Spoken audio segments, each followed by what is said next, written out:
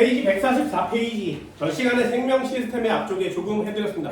동물 세포와 식물 세포를 구별할 수 있니? 세포를 왜 하는 거야? 동물체든 식물체든 모두 다 기본 구조적 기능적 단위가 세포이기 때문에 세포로 이루어져야 우리는 생명체라는 단어를 쓰기 때문에 가장 기본적인 세포에 대한 내용을 배웠고요. 그 세포 안에 소기관들이 뭐가 있는지를 배웠습니다. 리보솜이라든가 엽록체라든가 마이토콘드리아라든가 이런 단어들은 굉장히 중요한 단어들이어서 기능들을 반드시 외워주시기 바랍니다. 이렇게 보고 있으면 생명체가 마치 진짜 세포 하나로 살아있는 것 같아요. 어떤 세포들? 아메바라는 거 들어봤어요? 아메바라는 건 니네들이 지금 보고 있는 그 단세포 하나로 되어 있습니다. 딴 게 없어요. 그냥 요 모양 그대로 이렇게 생겼어요. 근데 얘가 먹이도 잡아먹고 적이 오면 피하고 세포 분열을 해서 자기 자손도 만들고 이러거든요. 마치 살아있는 것처럼 움직이는 단세포 생물이 있는 반면에 인간의 몸뚱아리에 있는 세포는 독단적으로 움직이기가 어렵습니다. 니네 몸에서 움직이는 단세포 생물 같은 경우에는 백혈구 있어요. 백혈구. 이런 애들은 몸속을 돌아다니면서 막 잡아먹고 막 이런 짓들을 하는 거죠. 그런 거 보면 세포 하나가 진짜 살아있는 생명체처럼 움직이지 않느냐 이렇게 생각하고 있습니다. 다세포가 되면서 그런 기능이 조금씩 사라지고 있다 그래요. 참 신기합니다. 이거 아무리 봐도 세포라는 애는 정말 신기하죠. 자, 오늘은 뭘 할 거냐면 그 세포라는 애 중에 가장 중요한 내용 두 가지를 할 겁니다. 세포로 구성이 되어 있어야 우리는 이런 애들을 생명체라고 하거든요. 그럼 세포로 되어 있으면 모두 다 생명체인데 이 세포에서도 가장 중요한 내용이 있어야 됩니다. 그 세 가지가 없으면 생명체라는 단어를 쓸 수가 없어요. 예를 들면 세포 속에 뭐가 있어야 되냐면 반드시 핵산이라는 애가 있어야 돼요. DNA와 RNA를 갖고 있어야 됩니다. DNA와 RNA를 반드시 가지고 있어야 우린 이걸 생명체라고 해요. 왜냐하면 생명체는 말이야 나 혼자만 살고 있으면 안 되고요. 반드시 내 자손을 만들 수 있어야 돼요. 내 자손을 만들려면 나의 형질을 자손한테 물려줘야 되죠. 그래서 내 자손한테 내 형질을 물려줄 때 전달해주는 애를 유전물질이라고 합니다. 그 유전물질이 뭔지가 너무 궁금했었는데 그 유전물질을 나중에 사람들이 찾아낸 거죠. 그 유전물질을 핵산이라고 이름 짓고요. 그 유전물질이 DNA, RNA의 개념이에요. 그럼 유전물질을 내가 가지고 있다면 자손을 만들 때 필요한 원료를 갖고 있다는 얘기지. 그럼 얘는 DNA, RNA가 있으니까 자손을 만들 거야 라는 의미를 갖고 있단 말이죠. 그러니까 생명체의 가장 중요한 모토가 핵산이에요. 그래서 막 생명체처럼 움직이는 애를 막 찾아봤는데 그래서 바이러스라는 애를 찾게 된 거죠. 바이러스를 찾았는데 이 바이러스에도 핵산이 있어요. 그럼 바이러스도 핵산이 있으니까 이 새끼 자손을 만들 수 있겠는데? 네, 바이러스도 자손을 만들 수 있습니다. 자손을 만들 수 있다면 생물체 아니니? 그럼 생물체여야 하는데 미안, 바이러스는 핵산이 있어서 자손을 만들 수는 있지만 생명체는 아니야. 왜? 유전하면 생명체라며. 생명체가 되려면 말이야 미안한데 하나의 조건이 또 있어야 돼. 그래서 그 조건이 뭐냐면 세포막이 있어야 됩니다. 세포막. 이름이 세포막이죠. 그죠? 막은 막인데 세포의 막이에요. 그럼 세포에만 있는 막인 거 맞지? 바이러스도 막은 있어요. 그런데 바이러스는 세포막이라는 게 없어요. 안과 막을 구별해주는 막은 있는데 이 막을 세포막이라고는 하지 않습니다. 그럼 도대체 바이러스가 갖고 있는 막과 세포의 막은 뭔 차이지?를 배우는 게 이거예요. 그래서 오늘 중요한 포인트 나옵니다. 생명체로 인식이 되려면 반드시 핵산을 갖고 있어야 되는데 생명체로 인식되지 않는 애조차도 핵산이 있는 애가 있단 말이죠. 그럼 생명체려면 반드시 핵산 플러스 세포막을 갖고 있어야 됩니다. 이 세포막이 생명 탄생의 원리, 이치를 해석하는데 가장 중요한 원리가 됩니다. 그 세포막은 발표하고 나서 뭐가 실험 결과로 완성이 돼서 끝! 그래야 노벨상을 받을 수 있거든요. 그런데 세포막은 너무 신기한 녀석이어서 이럴 거야. 그리고 여러 가지 사건들을 증명하기 전에 이미 노벨상을 받았어요. 그만큼 엄청난 녀석입니다. 그래서 세포막을 갖고 노는 사람이 많고요. 이거는 꽤 신기하다고 했습니다. 나중에 여러분들은 이걸 신기하게 여기지 않습니다. 여기 학생들 중에 계란 삶아본 사람이 있지. 그죠? 그럼 계란 껍데기가 두 종류로 되어 있는 건 다 알고 있잖아요. 첫 번째는 딱딱한 껍데기고요. 두 번째는 속에 있는 말랑말랑한 껍데기 있지, 그지? 됐죠? 그 말랑말랑한 껍데기가 세포막이에요. 신기하니? 우린 그 계란 껍데기를 보면서 말랑말랑한 껍질이 신기한 적이 별로 없어요. 그리고 파 다듬어 본 적 있어요? 파? 이런 얘기는 좀 그런가? 너무 그런가? 아무튼 귤 껍데기 이런 거죠. 바깥에 껍데기 있고 속에 껍데기 있죠. 우리 그 껍데기 신기하지 않아요.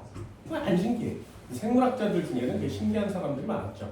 우리 눈에 보이는 세포막들도 있고요. 안 보이죠. 우리가 갖고 있는 세포막은 보이지 않습니다. 굉장히 얇아서 보이지 않습니다. 기능이 있니? 왜 어떻게 알아? 몰라요. 그래서 이게 신기한 겁니다. 마지막 하나. 세포막이 있다 그래서 무조건 세포니 아니에요. 요 마지막 게 있어야 돼요. 그게 바로 효소라는 녀석이에요. 효소가 없으면 얘는 세포라고 구성되지 않아요. 그래서 생명체라면 반드시 세 가지를 갖고 있어야 돼요. 핵산, 세포막, 효소. 이렇게 세 개를 갖고 있어야 생명체라고 합니다. 그럼 바이러스는 핵산이 있어요? 네. 세포막은 없어요. 그래서 생명체라고 하지 않습니다. 그리고 효소도 없습니다. 그러니 생명체의 충족 요건에 해당하지 않는 거죠. 자, 마지막 질문 하나예요. 마지막 질문 하나. 효소 눈에 보이니? 니네 침 뱉으면 아밀라제 구별할 수 있어? 이상하잖아요? 그지? 이상하지? 효소는 투명한 단백질이에요. 투명한 단백질이니까 투명한 곳에 있으면 안 보인다는 거죠. 그리고 입자도 굉장히 작아서 눈에 보이지 않습니다. 그럼 세포를 이게 생명체인지 아닌지 알려면 효소를 봐야 되죠. 효소를 보기가 어려운 거예요. 그래서 효소를 찾는 건 너무 어렵습니다. 그러니 과학자들이 하는 짓이 있어요. 효소의 성분이 뭐니? 효소는 단백질로 되어 있습니다. 그럼 세포가 단백질로 되어 있는 효소를 만든다면 그 단백질을 만들 수 있는 무언가가 있다는 얘기죠. 됐나요? 그럼 몸속에 단백질을 만드는 무언가가 있으려면 반드시 단백질 합성할 수 있는 세포소기관이 있다는 뜻이에요. 그 세포소기관이 뭐야? 그게 리보솜이에요. 됐나요? 그래서 리보솜이 없으면 단백질 만들 수 없어요. 그러면 효소도 만들 수 없습니다. 그래서 자연계에서 세포를 찾았어. 이게 생명체인지 아닌지를 알려면 이 안에 있는 리보솜을 찾는 거예요. 리보솜이 없는 애는 세포라고 하지 않습니다. 그래서 세포를 구별할 때 단계가 있어요. 니네들이 저학년이면 세포는 뭐니? 라고 물어보잖아요. 그래서 생물체는 무생물과 어떻게 구별하니? 그러면 고등학교 1학년까지 세포로 되어 있으면 생명체고요. 세포가 아니면 생명체가 아니에요 라고 얘기해요. 근데 세월이 지나서 대학교를 진학하게 되면 지구상에서 생물학적으로 구별했을 때 생물과 무생물을 구별하는 방법이 뭐니? 이렇게 물어보잖아요. 그러면 리보솜을 갖고 있는지 없는지를 판별하는 게 세포의 기준이에요. 리보솜이 없으면 효소를 만들 수 없으니까 세포라고 하지 않습니다. 그래서 가장 단순한 세포에서도 리보솜은 발견이 되죠. 바이러스 리보솜 있겠니? 없어요. 그래서 바이러스는 리보솜을 갖고 있지 않기 때문에 생명체로 구분되지 않습니다. 오늘 여기 생명 시스템에서는 너 세포가 뭔지 알아? 그리고 두 번째 세포막과 효소에 대한 내용을 이렇게 배우면 생명 시스템이 완성이 되는 겁니다. 세포막 먼저 해볼까요? 자, 책 한번 보세요. 밑줄 한번 그어볼게요. 144페이지를 펼쳐보면 세포막 구조가 있습니다. 인지질 이중충 밑줄 그세요. 인지질 이중충 거기다 괄호 치고 써요. 인지질 이중충 괄호 치고 써. 단일막 이렇게 씁니다. 단일막. 인지질 이중충은 막 하나입니다. 막 하나는 인지질 이중충으로 되어 있습니다.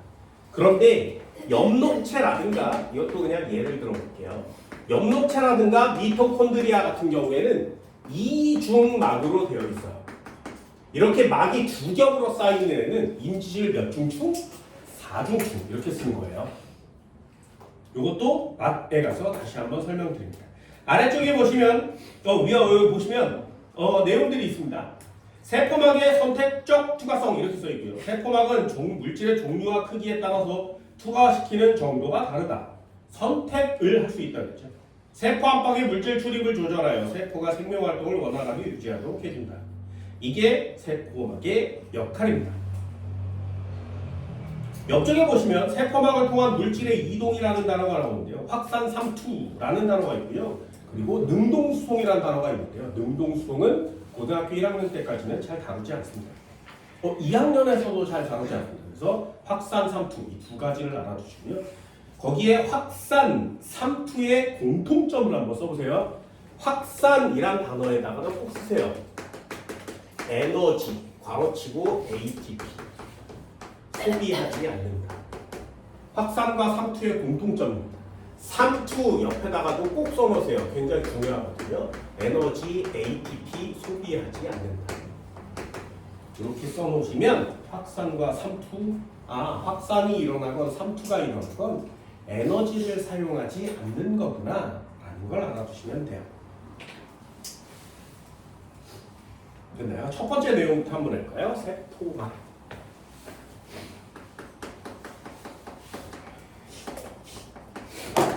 세포막은 반드시 꼭 쓰세요. 인지질 이중충입니다. 인지질 이중충으로 되어 있습니다.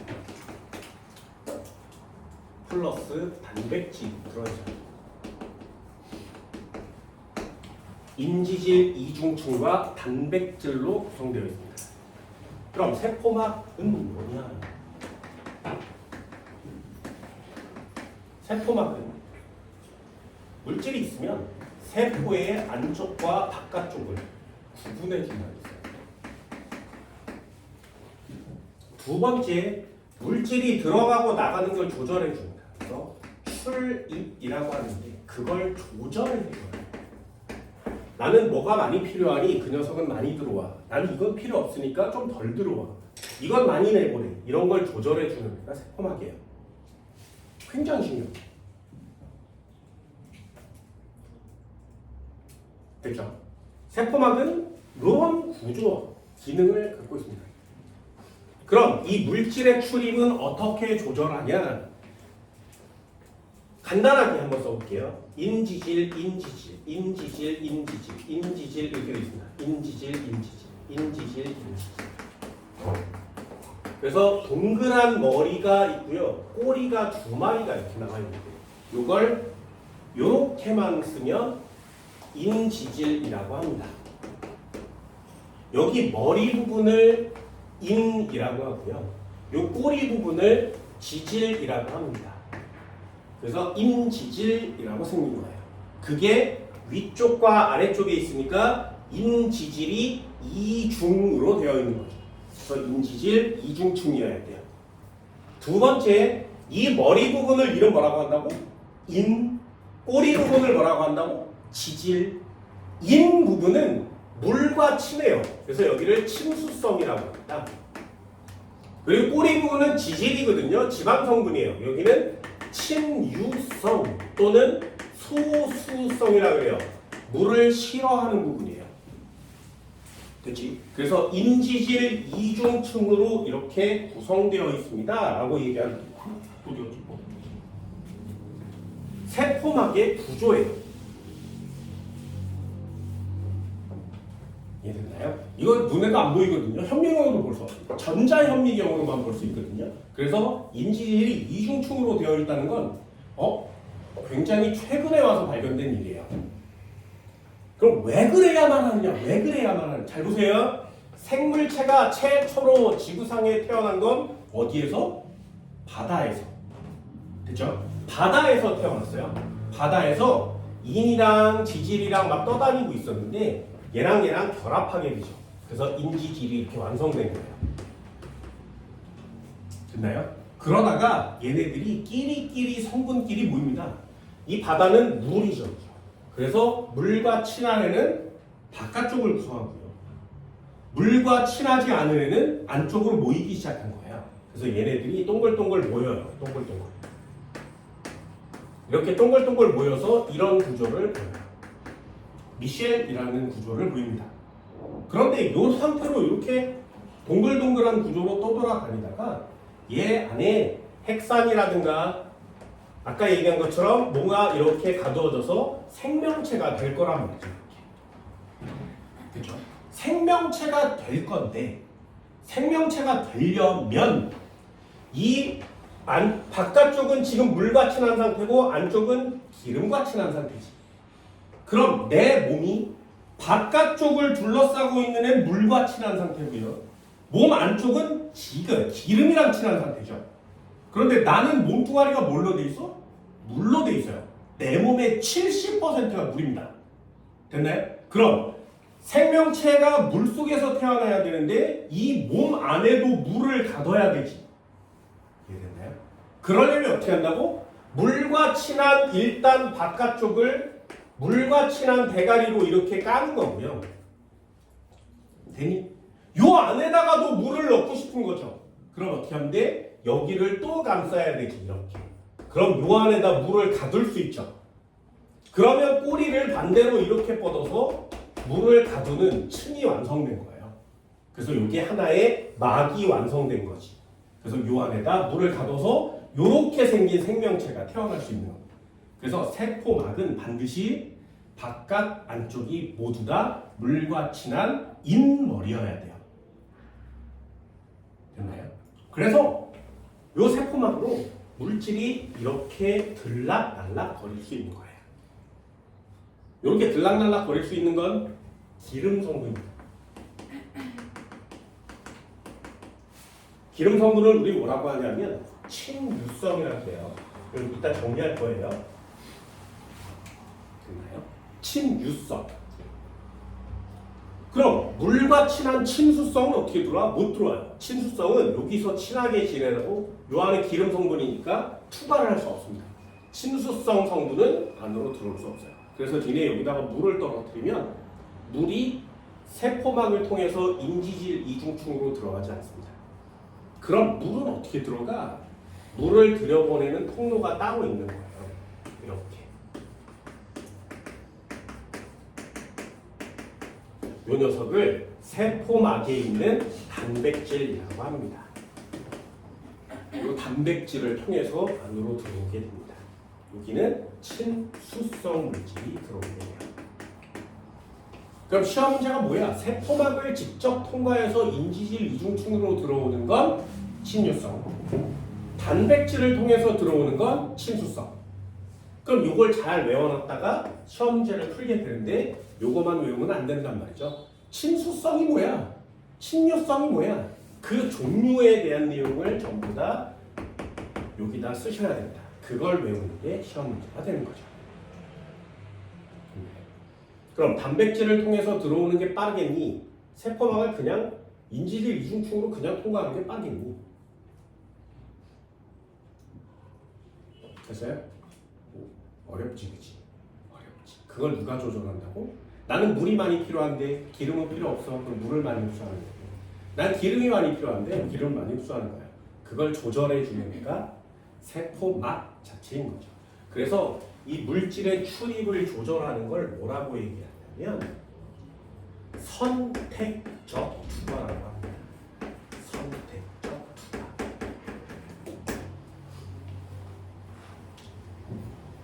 선택적 투과. 그래서 세포막을 얘기하면 선택적 투과라고 해요. 옛날에는 반투과예요 라는 단어를 썼었거든요. 그런데 지금은 반투과라는 단어를 쓰지 않습니다. 선택적 투과라는 단어를 꼭 알아봅니다. 그리고 또 하나 한번 정리를 해보면 요 녀석 중요하다 그랬죠? 인지질 이중충이라는 플러스 단백질로 구성이 되어 있습니다. 이 단백질에다 또 체크. 이 단백질은 고정되어 있지 않고요. 움직입니다. 그걸 뭐라고 하냐면 유동성 있어요. 이렇게 얘기해요. 단백질은 움직여봐요. 이 인지질 이중충은 붙어 있는 게 아니거든요. 그냥 볼풀이에요. 볼풀. 어린이집 같은 데 가면 있는 볼풀 같이 생겼습니다. 거기에 단백질이 움직이면 볼풀이 자리를 바꿔서 메꿔주지. 그거랑 똑같은 구조를 가지고 있습니다. 단백질 유동성 있어요? 신기하지 않나요? 안 신기하다. 나만 신기하다. 그래서 니네 볼풀 이렇게 볼풀 가봤잖아요, 그죠? 그걸 이렇게 뒤집으면 볼이 쏟아지지, 그죠? 당연하지 않겠니? 쏟아지는 게 당연한데 니네 세포막이 볼풀처럼 돼 있거든요. 그래서 이렇게 흔들면 세포 떨어져요. 많이 흔들면 떨어집니다. 그래서 운동을 열심히 하면 세포도 막 떨어져서 그래서 살이 쪽쪽 빠지는 거야. 그럼 세포가 떨어지면 그 자리를 메꿔주겠죠? 그 자리를 메꾸려면 세포 분열을 해야 돼요. 세포 분열을 하면 세포마다 세포 분열 횟수가 정해져 있으니까 세포 분열을 많이 하면 세포가 늙어요. 늙어서 죽으면 메꾸지 않아요. 그래서 운동을 많이 하면 늙어요. 그래서 운동은 하지 맙시다. 뭐 그게 생물학을 배운 나의 그냥 생각이에요. 내 생각.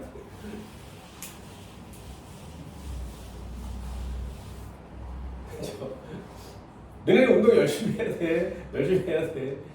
나는 뭐 그냥 뭐 하나하나 똑같으니까 곧 죽을 거니까 뭐 안 할 거야.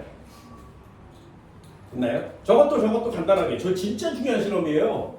사람의 세포를 가져와. 쥐의 세포를 가져와. 세포를 가져와. 그래서 사람 세포에 있는 저 막에 존재하는 단백질만 색칠해요. 이게 어렵습니다. 눈에도 안 보이는 세포에 단백질만 염색하는 건 진짜 미친 짓이에요. 그 생물학자들은 개천재들이에요. 여기도 마찬가지. 쥐의 세포를 가져다가 쥐의 막단백질을 염색해요. 다른 색깔로. 그런 다음에 얘네 둘의 세포를 붙여. 그러면 세포가 융합합니다. 그러면 여기는 주황색으로 세포막을 이렇게 단백질을 염색했고요. 여기는 빨간색으로 이렇게 염색을 한 상태인데 이 상태로 가만히 오랫동안 놔두면 이렇게 해서 연결되어 있는 상태로 여기에 주황색이 숫자가 조금씩 줄어듭니다. 그리고 여기서 주황색이 발견돼요. 여기 빨간색이 여기 조금씩 줄어들어요. 여기 빨간색이 발견된단 말이죠. 그럼 분명히 쥐의 세포에 막단백질 염색했는데 사람 세포 쪽에서 발견되는 거 맞지? 그럼 막단백질이 그냥 그 자리에 계속 가만히 있는 게 아니라 막을 따라서 이동하고 있다는 거죠. 그걸 직접 증명해낸 실험 중에 하나입니다. 되게 중요한 실험이죠. 이렇게 합성된 세포를 길러서 어른으로 만들면 사람 같은 쥐가 나오고 쥐 같은 사람이 생길 수 있어요. 어떤 게 좋아요? 사람 같은 쥐, 쥐 같은 사람. 쥐인데 사람만 해. 사람인데 쥐처럼 생겼어. 야, 어떤 게 좋아? 둘 다 이상한가? 둘 다 이상한가? 이게 세포생물학이라고 합니다. 내가 대학교를 갔을 때 장래희망에다가 적었던 내용 중에 하나예요. 너 미생물학 전공하면 뭐 할래? 이렇게 물어봤을 때 요거 하겠다고 얘기한 적도 있거든요. 내가 만들고자 했던 건 닭과 거미예요. 닭과 거미. 그래서 얘네들 이렇게 합쳐서 닭 같은 거미, 거미 같은 닭. 어떤 게 좋아? 그래서 내가 만들고 싶었던 건 닭 같은 거미는 먹기가 좀 어렵잖아요. 거미인데 닭만 해요. 이상하잖아. 그래서 거미 같은 닭. 거미의 특징은 다리가 8개거든요. 그래서 닭인데 다리가 8개. 이런 닭을 만들어 보고 싶었습니다. 그래서 걔를 치킨 한 마리를 튀기면 다리만 8개가 생기잖아요. 그렇죠. 그럼 이렇게 피자처럼 펼쳐서 8조각을 낸 다음에 하나씩 닭다리를 뜯고 뜯으면 되니까 저거 괜찮겠다. 이랬던 적이 있습니다. 니네 안 만들고 싶나? 나만 그런가? 생명체를 가지고 노는 건 좀 윤리적으로 좀 문제가 되겠죠. 아무튼 대학교 때니까 해보고 싶었던 거 많았어요. 얘는 이런 거 안 만들고 싶죠. 그치? 그래서 생물학 하지 말라고 하는 거야. 자, 생물학 하면 굶어 죽습니다. 그래서 하지 마세요. 됐나요? 구조도 한번 그려볼까? EX. 세포막의 구조는요. 대가리. 꼬리. 머리.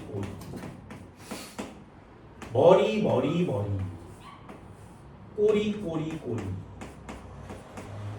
그치? 그리고 여기에 이렇게 생기네. 그리고 머리.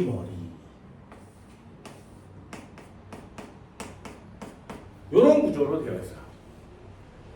그래서 요 동그라미 요거 하나만 이름을 물어보면 요거 이름 뭐라고? 인이라고 한다고 그러죠. 여기에 세로줄 2줄만 이름 물어보면 뭐라고 한다고? 지질이라고 한다고. 됐나요? 그래서 요 녀석을 요렇게 합치면 뭐라고 한다고? 인지질이라고 한다고. 됐나요? 그럼 얘를 이만큼을 전체 다 합치면 뭐라고 하는 거야? 인지질 이중충. 됐나요? 그럼 얘가 인지질 이중충이 하나의 막인 겁니다. 됐나요? 그래서 이 인지질 이중충을 단일막이라고 하는 거예요. 요 녀석을 막 단백질이라고 해요. 얘는 둥둥둥둥 떠서 이 인지질충을 이동할 수 있다.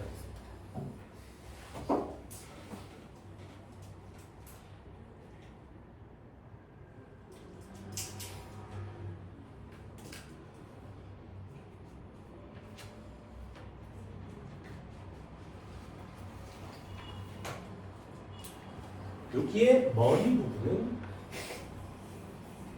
물과 친한 친수성입니다. 여기에 지질 부분은 기름과 친한 친유성이라고 합니다.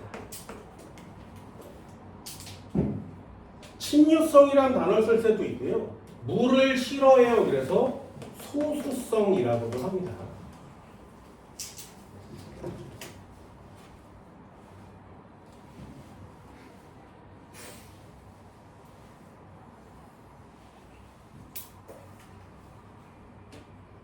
이걸 단일막이라고 한다 했어요. 그럼 이중막이 되면 인지질 4중충이라고 쓰는 거예요. 여기로 물질이 출입하게 되는데 여기로 이렇게 들어와요. 여기 들어옵니다. 만약에 물질이 건대기가 또는 그걸 용질이라고 하거든요. 용질이 요 안으로 이렇게 들어오면 이걸 다른 말로 확산이라고 하고요.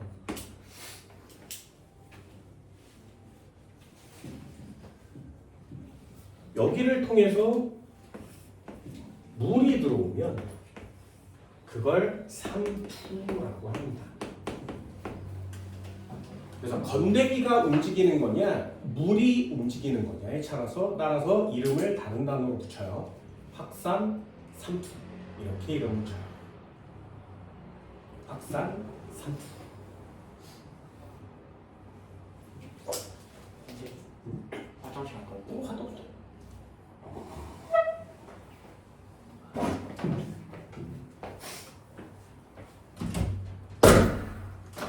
됐나요? 좀 심화 과정으로도 설명을 드려봅시다. 한번 더 볼까? 두 번째. 일단 별표 하나 쳐주십니다. 를 확산이라고 합니다. 확산.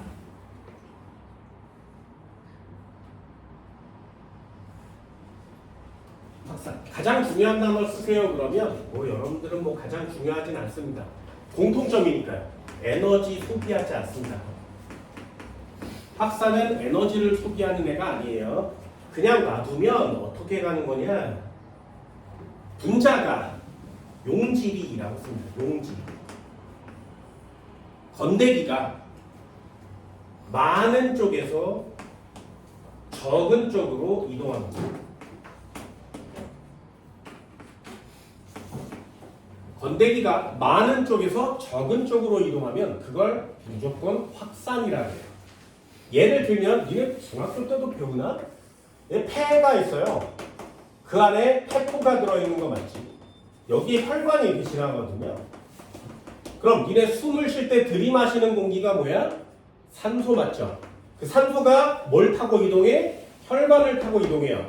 그럼 이 들어온 산소가 이 막을 뚫고 혈관으로 들어가야 얘가 이렇게 가서 원하는 장소에 산소를 줄 거 아니겠니? 그럼 이 산소가 요 공간을 뚫고 들어오죠. 요거 막이에요. 그 막을 통해서 들어왔으니까 이걸 확산이라고 하는 겁니다. 그럼 니네 내뱉는 공기는 뭐야? 이산화탄소를 내뱉어야 되죠. 그럼 이산화탄소는 몸을 돌고 와서 혈관에 도달합니다.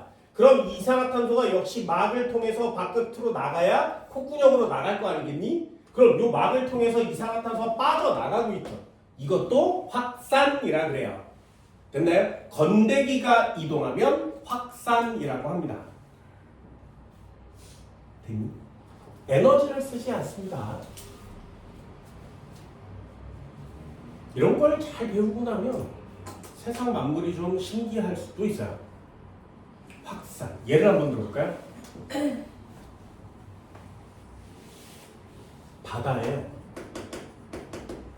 바다에 물고기가 살아. 됐지? 바다에 물고기가 살아요. 잘 보세요. 바닷물 짜니? 됐죠? 이 짜요. 얘네 바다에서 잡은 물고기 회 먹었어? 회가 짜? 광어회 짜? 안 짜죠? 얘는 안 짜요, 몸이. 그럼 짜다는 얘기는 무슨 말이야? 소금이 졸라 많다는 얘기지. 얘는 안 짜요. 소금이 매우 적다는 얘기죠. 그럼 얘는 가만히 놔두면 요 세포막이 이렇게 있으니까 요 세포막을 통해서 소금 많은 데서 적은 쪽으로 소금이 막 들어옵니다. 그럼 생선이 소금이 막 들어오면 죽어요. 됐나요? 그럼 이 생선은 왜 안 짜? 그 소금을 계속 밖으로 버려. 계속. 살아남기 위해서. 됐어요? 그럼 많은 데서 적은 쪽으로 계속 들어오고 있지. 요걸 뭐라고 한다고? 확산이라고 한다. 확산만 일어나면 어떻게 돼? 다 죽어요. 그러니 살기 위해서 내 몸에 들어온 소금을 밖으로 계속 뿜어내 버려야 되죠. 그러려면 에너지를 써야 해요. 높은 데서 낮은 데로 물이 떨어지는 건 자연스럽게 일어나지. 에너지 없이. 그런데 이 물을 다시 끌어올리려면 뭔가 에너지를 써야 되죠. 얘도 마찬가지예요. 소금을 밖으로 다시 버리려면 에너지를 사용해서 버려야 돼요.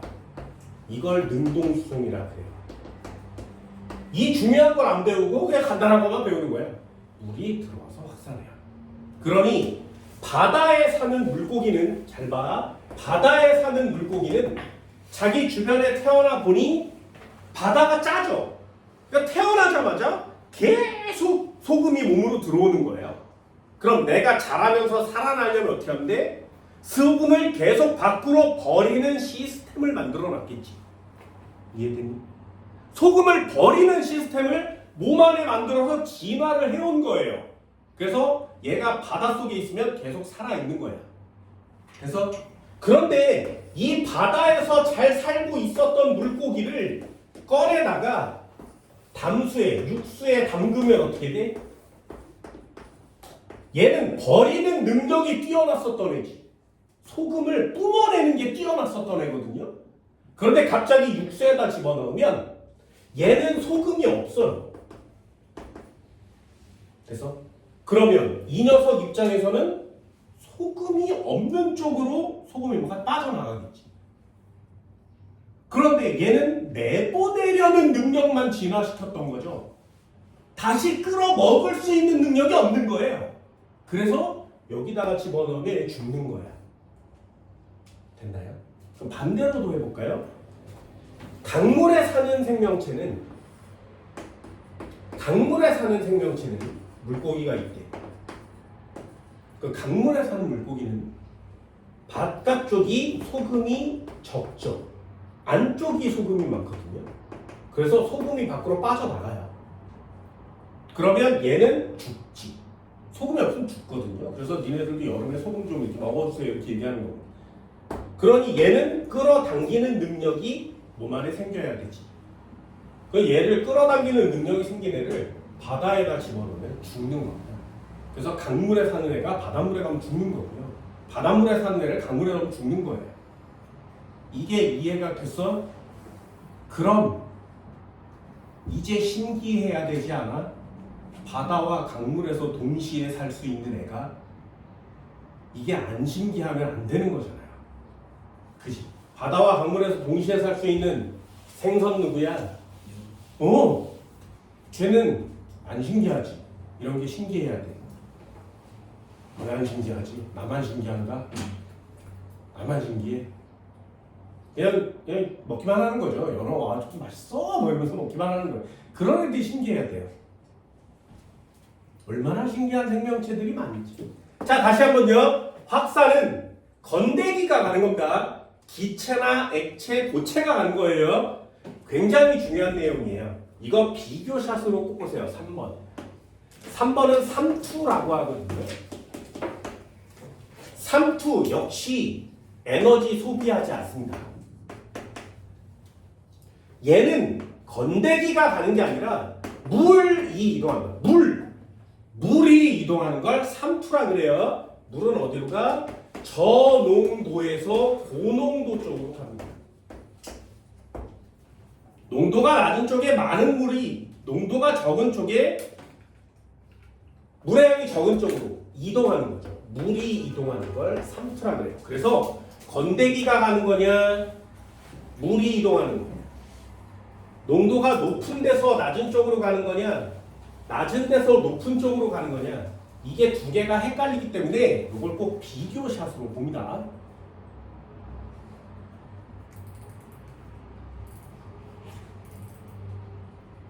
이해되셨나요? 삼투도 한번 해볼까? 삼투 쉽습니다. 예를 들면 니네 수영장 캐리비안 베이 이런 데 가봤어요? 아니면 일본의 온천 이런 데 가봤어? 그렇게 물속에 몸을 오래 담그고 있으면 요 손끝이 쭈글쭈글해져요. 경험해본 적 있니? 왜 쭈글쭈글해져? 왜 쭈글쭈글해져? 소연아 이거 왜 쭈글쭈글해지? 쭈글쭈글해져 본 적은 있지 그치? 이거 왜 있어? 이거 보고 쭈글쭈글해 나 늙었나? 뭐 이렇게 생각하는 사람은 없잖아요? 그리고 좀 있으면 다시 펴집니다. 왜 쭈글쭈글해지는지를 과학자는 궁금했었단 말이죠. 그래서 요걸로 설명하는 거야. 이제 이걸 보고 삼투! 이럴 수 있는 사람이 이기는 거예요. 그게 과학 배운 사람이야. 세포가 이렇게 있었는데 세포가 있었어요. 손가락을 덮고 있는 세포가 있었습니다. 세포가 있었는데 얘를 물에다 담그면 여기는 바깥쪽이고 여기는 안쪽인 거지. 그치? 됐죠? 물에다 담그면 물은 농도가 낮아요. 근데 얘는 농도가 높아. 그러면 농도가 낮은 쪽에서 농도가 높은 쪽으로 뭐가 들어온다고? 물이요. 그 물이 막 들어와요, 몸으로. 그럼 세포가 점점 사이즈가 커져요. 물이 들어오니까. 그럼 세포가 사이즈가 커지는데 공간은 일정한데 사이즈가 커져. 공간은 일정한데 사이즈가 커져요. 그럼 공간이 여기서부터 여기까지인데 사이즈가 커져요. 그럼 요 안에다가 이 세포를 다 넣을 수 있는 방법은 구부리는 거죠. 보세요. 그래서 같은 공간 안에 사이즈가 커진 애를 보관하려면 휘어야 됩니다. 이렇게. 그래서 여기가 쪼글쪼글해지는 거예요. 나중에 꼭 한번 보세요. 바닷가에서 오래 수영하면 쪼글쪼글해지겠니? 아니면 목욕탕에서 오래 샤워를 하면 쪼글쪼글해지겠니? 물이 들어와야 쪼글쪼글해지는 거예요. 애들 중에 이걸 어떻게 생각하냐면 물이 빠져나가니까 쭈글거린다고 생각하는 사람 많습니다. 아니에요. 물이 들어오니까 쭈글쭈글해지는 거야. 세포의 사이즈가 커지기 때문에 그렇습니다. 그럼 어쨌든 몸 안으로 물이 들어왔지. 그러면 그걸 뭐라고 한다고? 삼투라고 한다. 이해됐나요? 내가 삼투 설명할 때 해주는 얘기가 딱 하나가 있거든요. 딱 하나가 있습니다. 이걸 해주면 이 수업을 들은 모든 애들이 얘는 기억을 못하고요. 그거 딱 하나만 기억해요. 그래서 해줄까 말까 고민이지만 그래도 해줘요. 그래도 해줘. 선생님이잖아요. 하원 집에 꿀 있어요? 진짜? 집에 꿀 있어요? 어디다 보관해요? 영 집에 꿀 있어요? 어디 있어요? 꿀이 베란다에 있어? 그 버려와서 뜯어먹는 거 아니야? 꿀 어디 있어? 그냥 내려오시는 것 같습니다. 집에 있긴 있어? 잘 보세요. 왜 꿀은 냉장고에 안 넣어?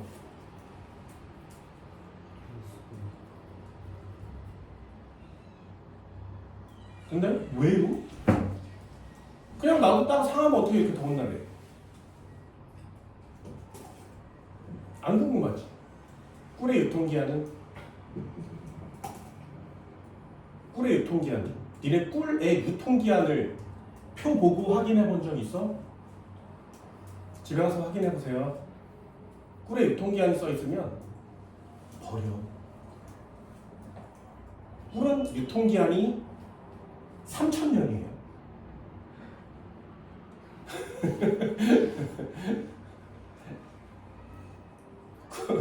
그럼 3,000년이면 유통기한이 있다는 얘기야, 없다는 얘기야? 거의 없다는 얘기죠. 그죠? 어느 무덤, 뭐 신라시대 무덤을 팠는데 꿀단지가 나와서 뭐 어때요? 왜? 아직 유통기한이 반도 안 지났죠. 뭐 이런 거야. 이해됐어? 당군 할아버지가 당근 꿀은 니네가 먹을 수 있어. 꿀은 유통기한이 없습니다. 왜요? 꿀은 상하지 않아요. 됐나요? 왜냐하면 꿀이잖아, 꿀.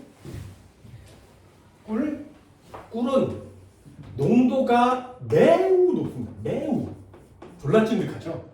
농도가 너무 높아요. 그래서 이 꿀을 빨아먹겠다고 벌레가 이렇게 앉잖아. 벌레가 이렇게 앉아서 꿀을 빨아먹고 있으면 그래 너 꿀 빨아먹어. 나는 네 몸에 물을 빨아먹을게. 그래서 꿀이 얘 물을 빨아먹어요. 됐나요? 그럼 여기서 죽어요. 됐지? 그럼 이 꿀을 상하게 하는 애 누구야? 걔네들이 미생물이거든요. 그럼 미생물이 여기 앉아서 꿀을 상하게 하려고 앉아서 자기들이 막 번성하려고 하면 이 꿀이 이 미생물의 물도 빨아먹어요. 그래서 이 미생물이 물이 없어져서 말라 죽는 거예요. 그래서 아주 막 오랜 세월이 지난 다음에 꿀은 위에 걸 살짝 걷어내고 먹으면 아무런 해가 없습니다. 안 걷어내도 상관이 없어요. 안 걷어내면 꿀과 단백질을 모두 섭취해 주는 거지, 그치? 그래서 훨씬 더 효과가 좋습니다. 고기까지 먹을 수 있어. 당분과 고기를 한꺼번에 먹을 수 있는 게 꿀의 밑표면이에요. 미생물을 먹는 걸 좀 찜찜하다라고 생각하면 걷어내고 먹으시면 됩니다. 꿀은 유통기한이 없어요. 왜요? 농도가 너무 진하니까 상대방의 물을 빼서 끌어온단 말이죠. 그래서 일부 모르는 사람들 중에 꿀팩 하는 사람이 있어요. 꿀팩. 들어는 봤니? 꿀팩? 흑설탕팩 뭐 이런 거 있거든요.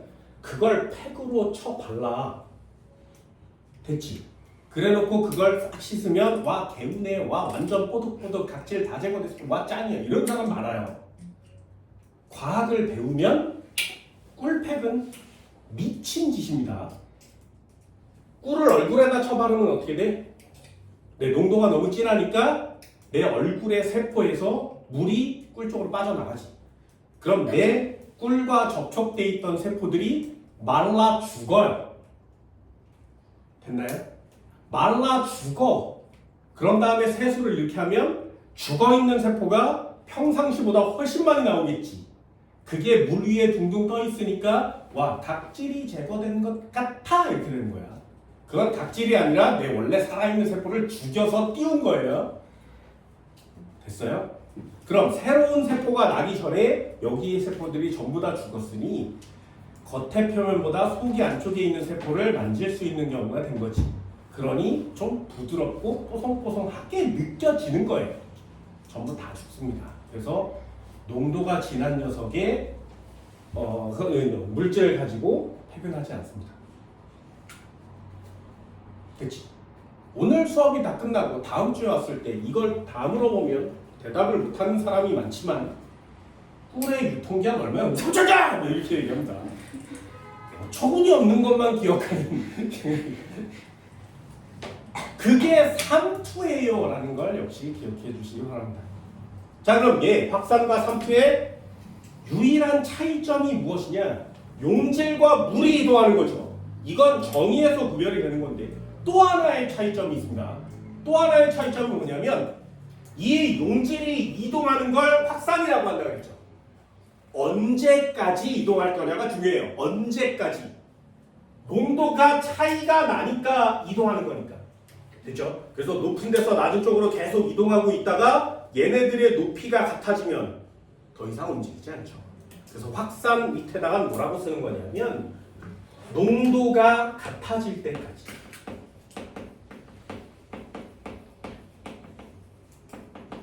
진행이 됩니다. 됐죠? 그럼 삼투는 언제까지 진행되는 것이냐? 얘네들도 해볼게요.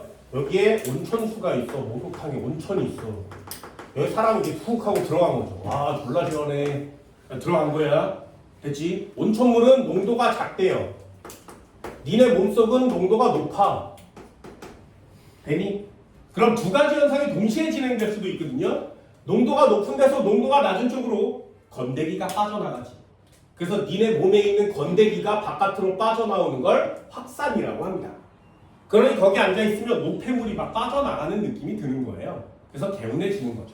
반대로 물이 몸속으로 들어갈 수도 있지, 그치? 온천에 오래 앉아있으면 물이 계속 들어와요. 그럼 언제까지 들어올 거야? 언제까지? 물이 언제까지 들어와? 농도가 같아질 때까지요. 전부 다 틀려요. 됐어? 해볼게. 자, 잘 봐. 바깥쪽에 물의 농도는 0%예요. 됐지? 사람 몸의 농도는 30%야. 그럼 얘가 이렇게 들어오면 들어올수록 얘 농도는 점점 낮아지겠지? 언제 같아져? 이 물이 전부 다 들어와도 같아지지 않죠? 이해됐어요? 이게 만약에 같아질 때까지 삼투가 진행돼요 라고 써오는 애들은 목욕탕에 들어가면 이 물이 모두 다 내 몸속으로 들어와도 삼투가 끝나지 않습니다. 그럼 욕탕에 딱 들어가면 물이 점점점 줄어들면서 내 몸뚱이가 점점 커지겠지. 이상하지 않겠니? 그럼 온천의 물을 내가 다 처먹어도 농도가 안 같아졌으니 다른 냉탕에 들어가면 또 처먹겠지, 그치? 야, 그게 말이나 돼? 이게 말이 안 되는 상황이잖아?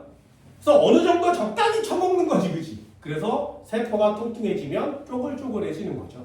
아, 쪼글쪼글해지면 아, 나 물 많이 처먹었구나 이렇게 느끼시고 나오시면 돼요. 삼투는 농도가 같아질 때까지 진행하지 않습니다. 됐나요? 꼭 알아주세요. 이 녀석은 농도가 같아질 때까지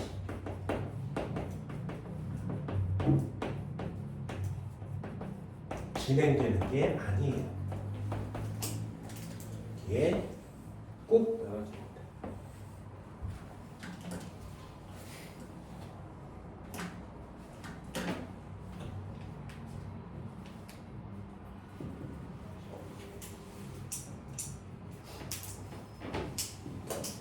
됐나요? 확산도 한번 해볼까? 인지질, 인지질, 인지질, 인지질, 인지질, 인지질, 막단백질, 인지질, 인지질. 자, 확산 2개로 나눠드립니다. 인지질 이중충을 직접 들어오는 애. 됐나요?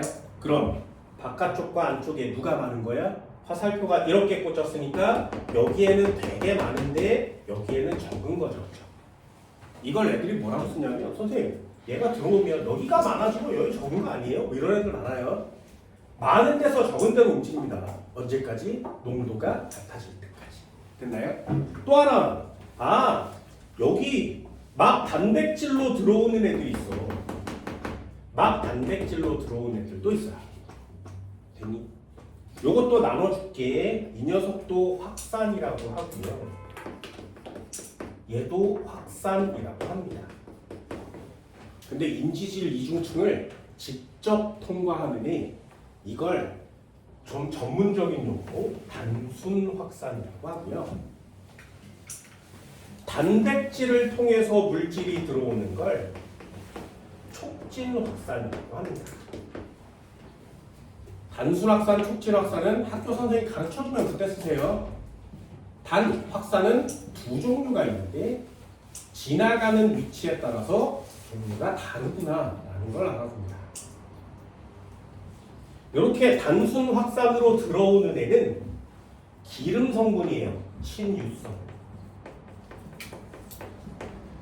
그리고 촉진 확산으로 들어오는 애는 친수성입니다.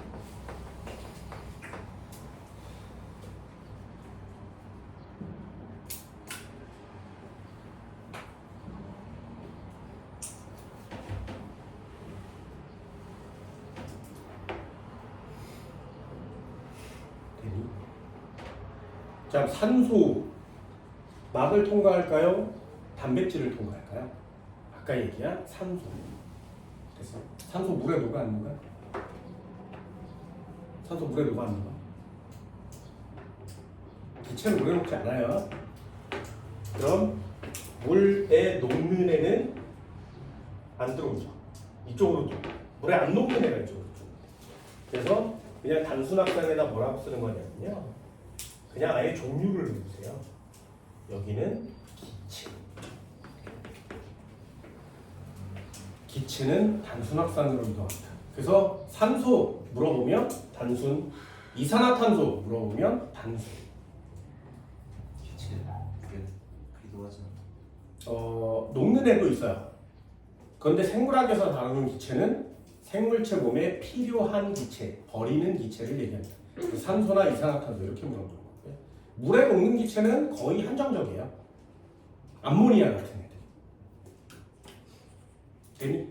그래서 여기다가 기체라고 써주시면 뭐 예를 들면 산소 기체라든가 이산화탄소 기체 이렇게 쓰는 거죠.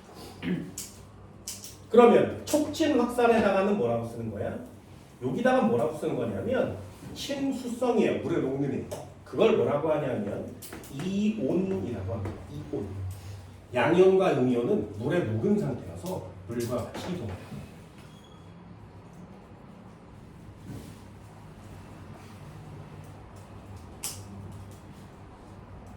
그럼 두 번째도 해볼까요? 어디를 통과하는 게 좀 더 편하겠니? 그래서 뭐라고 쓰는 거냐면 기체 밑에다가 또 쓰세요. 여기는 작은 애. 막단백질을 통과하는 데는 좀 큰 애. 이렇게 정리를 해줍니다. 여기 작은 애, 큰 애가 좀 이상하잖아요. 그래서 이렇게 알아주면 돼요. 나트륨이온 어디로 들어온다고? 막단백질로. 이산화탄소 기체 어디를 통해 나가? 인지질 중.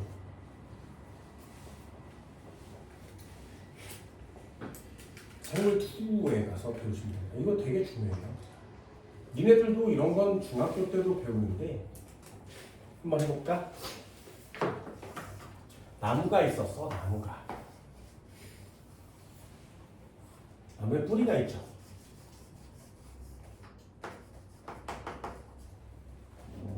됐니? 나무에 뿌리가 있습니다. 나무가 잘 자라려면 이산화탄소가 필요하죠. 이산화탄소를 먹어야 광합성을 해요. 이산화탄소는 어디로 흡수하냐면 잎으로 흡수합니다. 잎의 기공을 통해서 흡수하거든요. 그 광합성을 할 때 또 다른 필요한 원료가 뭐야? 물이죠. 물은 어디로 흡수해? 뿌리로 흡수합니다. 그래서 어른들 중에 아침에 일어나서 화단에다 물을 주는 분들이 계신데 물을 스프레이 같은 거에다가 이파리 부분에다 막 물을 뿌리는 분들이 계세요. 칙칙칙 이러면서 그걸 잎에다가 뿌리면 물 분자가 잎에 물방울처럼 맺히겠지. 그러면 햇빛이 굴절해서 여기를 통과하면서 돋보기처럼 변해요. 그러면 햇빛이 통과해서 한 군데로 모아져서 그 물 단 물방울 부분만 엽록체가 죽을 수 있습니다. 그래서 물은 잎에다 뿌리는 게 아니에요. 물은 뿌리 부분에다 뿌리는 거예요. 되셨나요? 그럼 두 번째도 한번 해볼까? 이산화탄소는 기공으로 흡수하고요. 물은 뿌리에다 주는 거예요. 그럼 얘 물 광합성의 원료잖아요. 그 원료가 많으면 잘 자랄 거 아니야? 그 물을 졸라 많이 뿌리는 거지. 그럼 잘 자라겠니? 물을 많이 뿌리면 죽어요. 왜요? 여기다가 물을 많이 뿌리면 이 흙이 농도가 갑자기 낮아지지. 그죠? 그럼 어떻게 돼? 뿌리가 있었는데 여기다 물을 막 뿌리면 내 입장에서는 농도가 갑자기 주변이 낮아진 거 맞지? 그러면 뿌리가 고농도가 되고요. 여기가 저농도가 됩니다. 그럼 물은 들어가는 거 맞죠? 그런데 양분이 빠져나와요. 그래서 뿌리털에 있던 양분이 바깥으로 막 빠져나와요. 세포가 물을 흡수해서 좋긴 한데 그걸 가지고 살아야 되는데 양분이 빠져나가지. 그럼 그 양분은 어디서 만들어? 엽록체가 만들어서 다시 내려줘야 되거든요. 그런데 물을 주자마자 뿌리털에 있는 양분이 막 빠져나가 버리죠. 뭘로? 확산으로. 이해되니? 그래서 뿌리가 죽는 거예요. 그럼 물을 안 주면 어떻게 돼요? 물을 조금만 주면 그럼 여기 흙에 농도가 높아지지. 됐나요? 농도가 높아지면 좋은 거 아니야? 여기 양분이 이렇게 들어가겠네? 아니요. 농도가 높아지면 물이 나와버리죠. 그래서 식물이 말라 죽는 겁니다. 많이 줘도 죽고 적게 줘도 죽어요. 그래서 식물을 기를 때는 적정량의 물을 적당한 순간에 주는 게 식물을 기르는 포인트입니다. 가장 중요하죠. 물만 주면 안 되고요. 반드시 이산화탄소를 줘야 돼요. 그래서 식물을 잘 기르는 방법 중에 하나가 뭐냐면 물을 뿌리면서 얘기를 하는 거예요. 얘야 잘 자라. 잘 자라야 돼. 그러면서 잘 자라.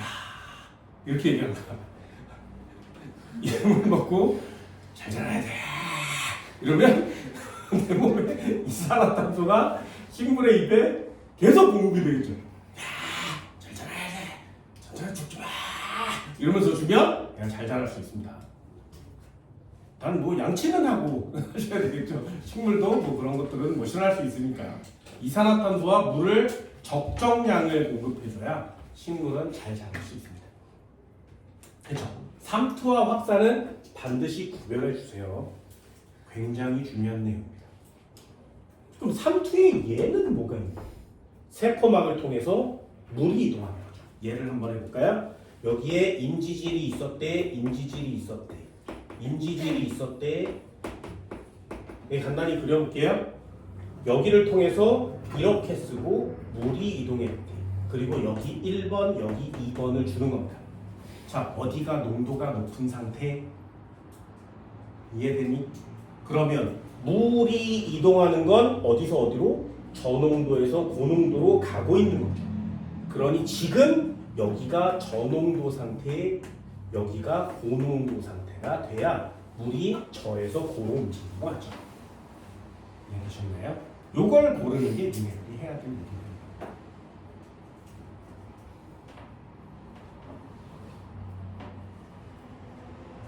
확산 함수 되게 재밌습니다. 이런 거 참 재밌습니다.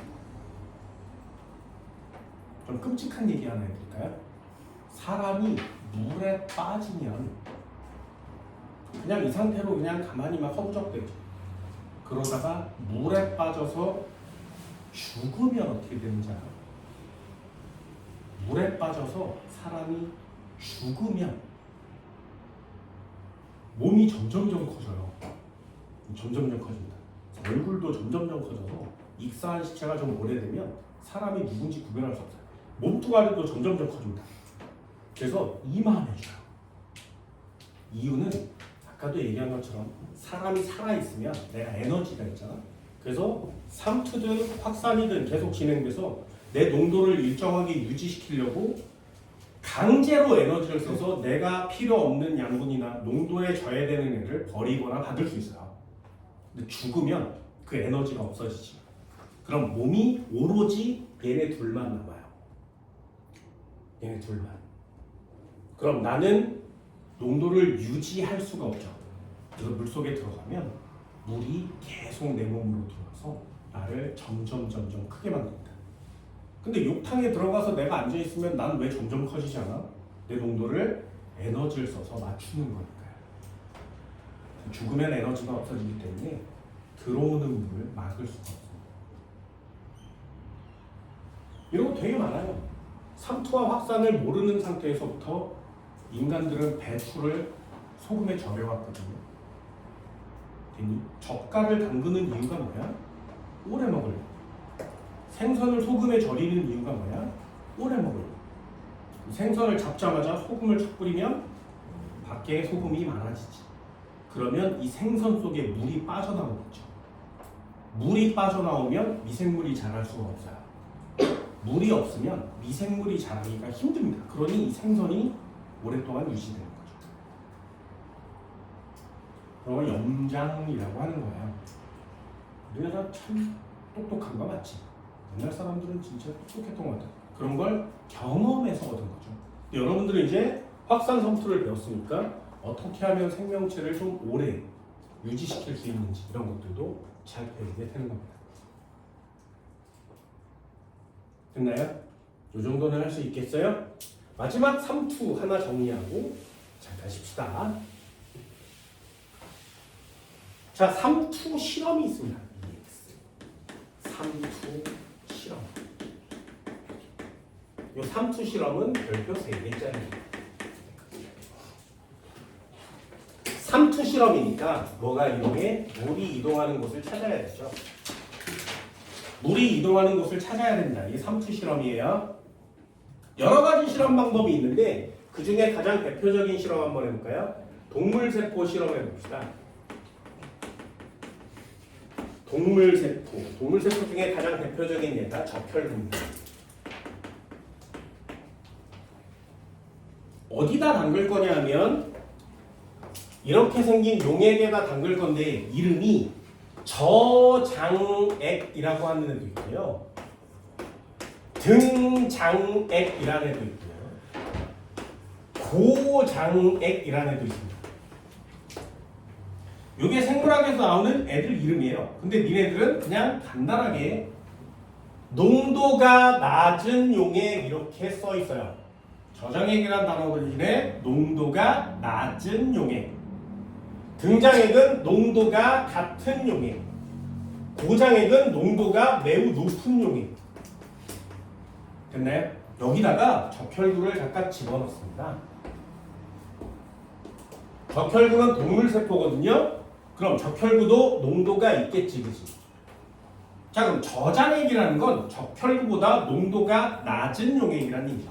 그럼 여기다가 담그면 용액과 적혈구 중에 누가 더 농도가 높아? 적혈구가 농도가 높은 상태지, 그치? 저장액이니까 바깥쪽이 농도가 낮은 상태죠. 그러면 이동한다고요. 누가? 물이! 어디서 어디로? 농도가 낮은 데서 농도가 높은 쪽으로. 그래서 물이 안으로 들어가요. 되니? 한 번만 더 해볼까요? 그 고장액에 담그면 어떻게 돼? 농도가 있었는데 여기도 농도가 있었는데 고장액이 무슨 뜻? 생명체보다 농도가 높은 애. 그럼 얘가 상대적으로 낮은 애. 됐니? 그럼 물의 이동 방향만 쓰시면 되거든요. 적혈구를 고장에게 담그면 물은 어디서 어디로? 농도가 낮은 데서 농도가 높은 쪽으로 물이 빠져나옵니다. 됐니? 됐어요? 요 실험을 할 거야. 잘 보세요. 자, 저장액에 담그면 바깥쪽에 물이 안으로 들어가겠지. 그럼 얘는 물을 점점점 많이 처먹을 거 아니겠니? 그럼 점점 어떻게 돼? 점점 커지겠죠, 그죠? 됐어요? 그럼 얘도 한번 해볼까? 고장액에 담그면 어떻게 돼? 물이 점점점 빠져나오겠지, 그지? 그럼 얘는 어떻게 돼? 점점점 사이즈가 작아지겠죠. 이해됐어요? 그럼 농도가 같은 데다 넣으면 어떻게 되겠니? 그냥 그대로죠, 그죠? 이해됐어요? 여기서 틀려오는 게 반드시 꼭 있습니다. 그래서 그거 하나 정리를 해드릴게요. 자, 동물 세포요. 시험관 3개. 하나, 둘, 셋.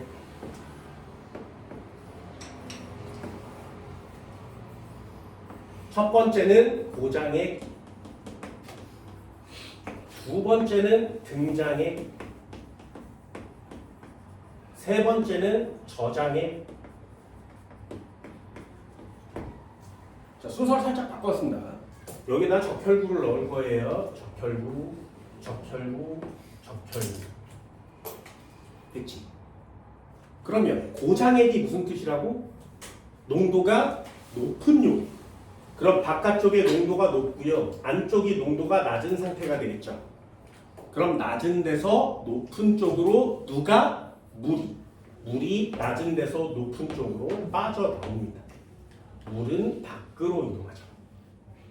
되니? 그러면 이 적혈구의 사이즈가 점점 어떻게 된다고? 작아지지. 그래서 여기다 쓰는 거예요. 아, 적혈구의 세포의 부피가 점점 감소합니다. 됐죠? 둘 중에 하나만 맞추면 되니까. 저장액에 담궈볼까요? 저장액에 담그면 농도가 낮은 애니까 상대적으로 얘가 농도가 높은 거 맞지? 그러면 낮은 쪽에서 높은 쪽으로 이동해 들어가야 되죠. 뭐가? 물이. 물이 세포 안으로 들어가요. 됐나요? 그러면 이 적혈구 세포가 물을 점점 먹었으니까 점점 커지는 거지. 그래서 적혈구의 부피가 점점 증가합니다. 이해되셨나요? 어렵지 않죠? 그럼 등장액에 넣으면 부피가 감소 증가, 등장액에 넣으면 부피는 일정, 얘는 부피가 변하지 않습니다. 됐죠? 왜요? 똑같이 등장액이니까 물이 들어가지 않아요. 물이 나오지도 않죠. 이해됐어요? 틀려요. 틀리는 거야. 틀려요. 분명히 얘기했어. 등장액에 담그면 물이 들어가지도 나오지도 않아요. 안 돼요. 사이즈가 변함없다는 얘기가 무슨 말이야? 들어간 양과 나온 양이 같은 거예요. 이거 틀려오면 안 돼. 물이 안으로 들어간 양과 밖으로 나온 양이 같은 겁니다. 선생님, 근데 농도가 같으면 애초에 상투 현상이 왜 일어나는 거예요? 농도가 같아요. 얼마까지 같아야 돼? 너 농도 얼마야? 야, 네가 네 농도를 모르는데 어떻게 맞춰 등장했다? 완전히 같지 않아가지고 그런 거예요. 네. 당연하지 않겠니? 당연하지 않겠니?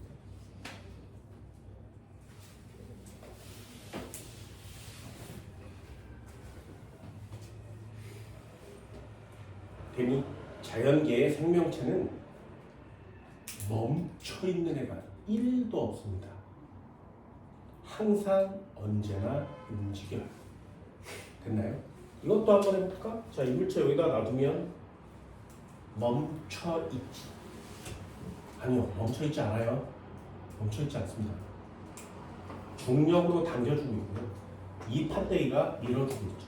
당기고 밀어, 당기고 밀어, 당기고 밀어. 그 힘이 같으니까 니네 눈에 멈춰 있는 것 처음 보이는 거죠. 자연계에는 거야. 멈춰 있는 게 1도 없습니다.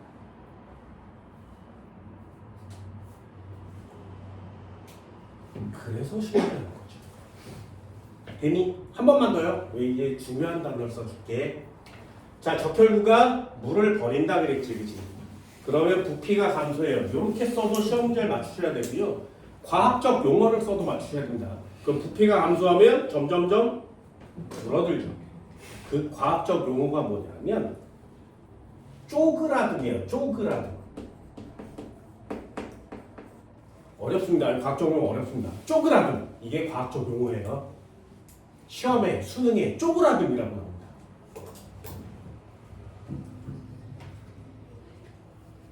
그럼 반대로요. 적혈구와 부피가 점점 커진대. 저장에는 커진대. 그럼 그 다음에 시험은 어떻게 나와? 적혈구는요, 동물세포죠. 겉에 보호해주는 애가 없지. 결국에는 커지다가 터져요. 세포가 터져버리는 현상을 용혈이라고 합니다. 적혈구는 터져버립니다. 그래서 용혈되었어요 라고 쓰는 거예요. 아, 고장에게 넣으면 쪼그라들어요. 저장에게 넣으면 용혈해요. 이런 건 가르쳐주면 안 되지만 되게 무시무시한 겁니다. 잘 봐. 주사기가 있어. 근데 병원 가면 주사 맞지, 그지? 그죠? 여기에다가 쭉 해서 물을 넣어요. 됐죠? 물은 농도가 매우 적거든요. 그래서 그 물을 넣은 상태로 여기다가 이렇게 놓고 쭉 누르면 내 몸에 물이 갑자기 들어오지. 그럼 적혈구가 이렇게 잘 돌아다니고 있었는데 갑자기 물이 들어오면 농도가 순식간에 낮아지죠. 그러면 그 주변에 있는 모든 적혈구가 다 터져요. 바바바바바바바바 터져서 온몸에 있는 적혈구가 터져가기 시작합니다. 여기를 기준으로. 적혈구가 터지면 산소를 운반할 수 없죠. 산소를 운반 못하면 여기서부터 세포가 죽어가기 시작해요. 그럼 결국에 산소를 못 받아내는 에너지가 없으니까 심장이 멈춥니다. 그래서 여기다가 훅 이러면 죽어요. 그럼 죽습니다. 장난 아니지. 그래서 간호사들이, 의사도 주사 놓지 않아요. 의사 주사 놓지 않습니다. 간호사들이 주사 놓거든요. 간호사들이 얼마나 주사를 잘 놔야 되는지 알아? 신중하게. 그게 간호사들인 거죠. 간호사한테 잘 보이세요? 네, 엎드리세요. 그래서 뭐 엉덩이 주사입니다. 엎드려서 엉덩이를 하는데 주사를 뭘 넣는지 모르잖아, 간호사가. 아, 저기 졸라 짜증나 이렇게 그래? 얘는 그래서 그냥 죽는 거야. 굉장히 위험합니다. 용액을 잘못 넣으면 동물 실험할 때 동물들을 꽤나 많이 죽일 수 있죠. 되게 불쌍하기도 하고 안쓰럽기도 하고. 동맥에다 주사하면 죽습니다. 근데 물을 마시면은 그러면 왜 안 죽어요? 혈관으로 안 들어가잖아요. 야, 물 마시고 죽었으면 벌써 다 죽었지. 인류가 멸종하지 않았거든. 당연한 거 아니야. 두 번째, 식물세포더라고. 식물세포는 정해져 있습니다. 얘는 그냥 이렇게 한번 넣을게요. 식물세포는 좀 달라요. 식물세포는 동물세포와 차이점이 뭐야? 세포벽이 있습니다. 그래서 세포벽이라는 애가 있기 때문에 물을 처먹건 물을 내뱉건 전체 사이즈는 변하지 않아요. 됐나요? 그래서 여기에 식물세포가 세포벽으로 이렇게 차 있는 애가 단단하게 이렇게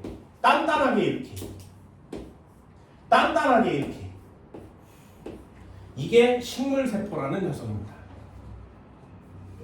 그럼 또 담가볼까요? 고장에게 담궈봅시다. 등장에게 담궈봅시다. 저장에게 담궈봅시다. 그럼 아까 한 거랑 똑같죠? 고장에게 담그면 바깥쪽이 높고요, 안쪽이 낮으니까 고장에게 담그면 물이 안으로 들어간다 그랬죠. 맞아요? 그다. 기빈데. 이해되니? 고장의 계단금은 어떻게 된다고? 낮은 데서 높은 쪽으로 이동한다.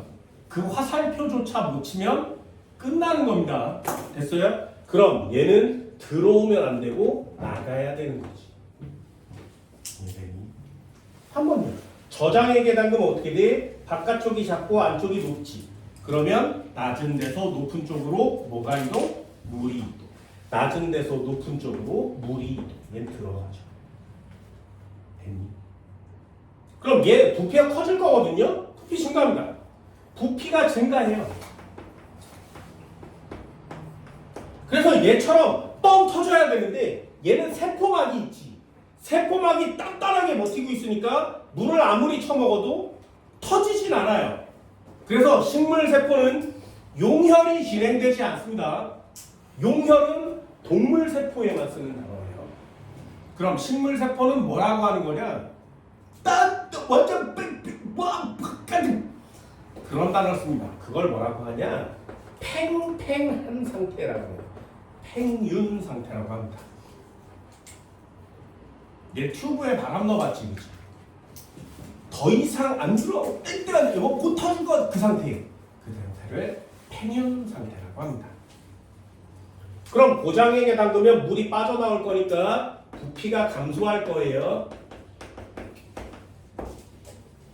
그런데 세포 벽이 있죠. 그러니 감소하지 않아요. 그래서 여기에서 중요한 단어가 나타납니다. 전 시간에 세포벽 할 때 색깔을 다른 걸로 쳐줬거든요. 이게 세포벽이고요.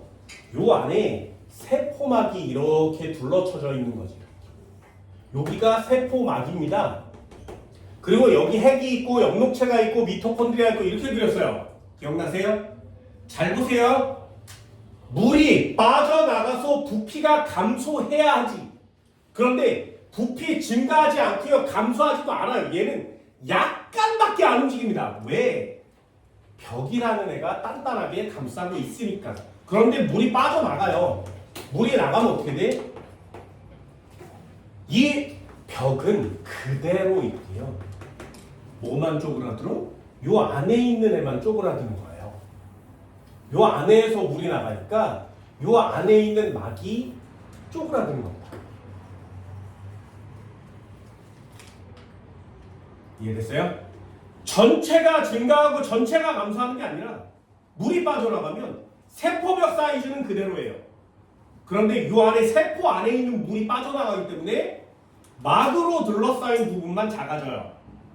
이해됐어요? 그게 굉장히 중요하다는 거예요. 그걸 뭐라고 하냐면 이 세포막이 살아있는 부분이에요. 막 살아있는 거 맞지, 그치?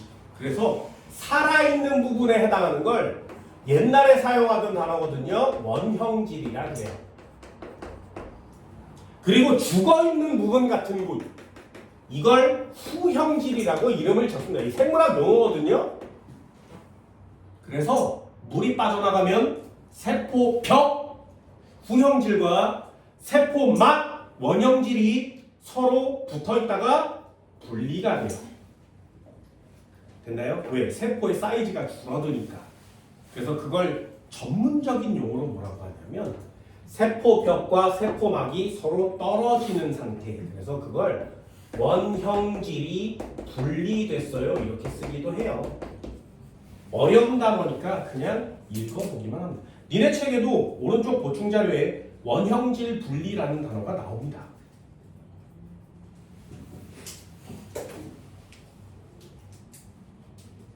세포막이 세포벽과 분리되는 상태, 그걸 원형질 분리라고 합니다. 됐어요? 이 정도는 할 수 있나요? 그래서 고장액과 저장액에 넣으면 어떤 현상이 일어나는지를 볼 건데, 쪼그라든 누구 거? 동물세포 거. 용혈 누구 거? 동물세포 거.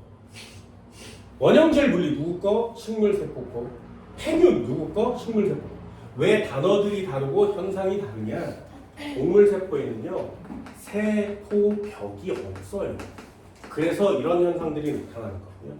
식물세포는 세포벽이 있습니다. 그래서 전체 사이즈가 크게 변하진 않고 터지지도 않고요. 쪼그라들지도 않아요.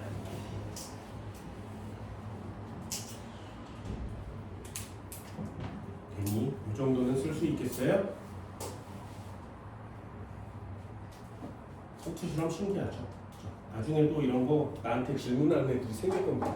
얘네들이 고등학교 1학년 되면 수행평가라는 걸 하게 될 텐데 그때가 되면 선생님 수행평가 뭐 하면 좋아요? 뭐 이러면서 나한테 톡을 막 날릴 때가 있어요.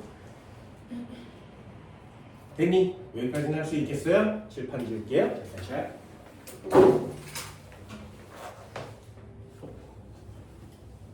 실험 하나만 더 해볼게요. 그 실험이 뭐냐면 이것도 나중에 수행평가 할 때 하세요. 이거 하기 되게 좋습니다. 감자를 가져와.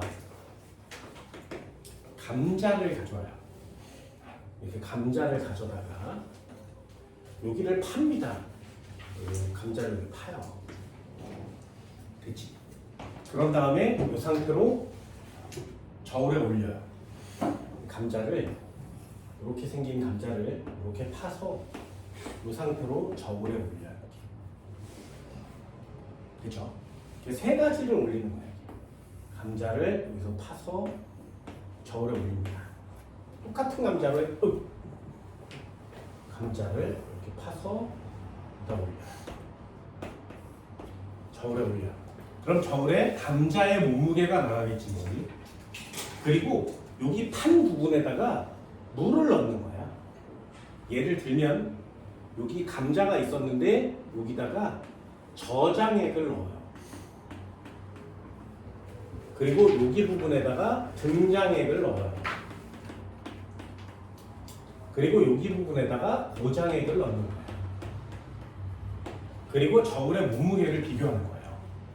그럼 어떻게 되냐? 잘 봐.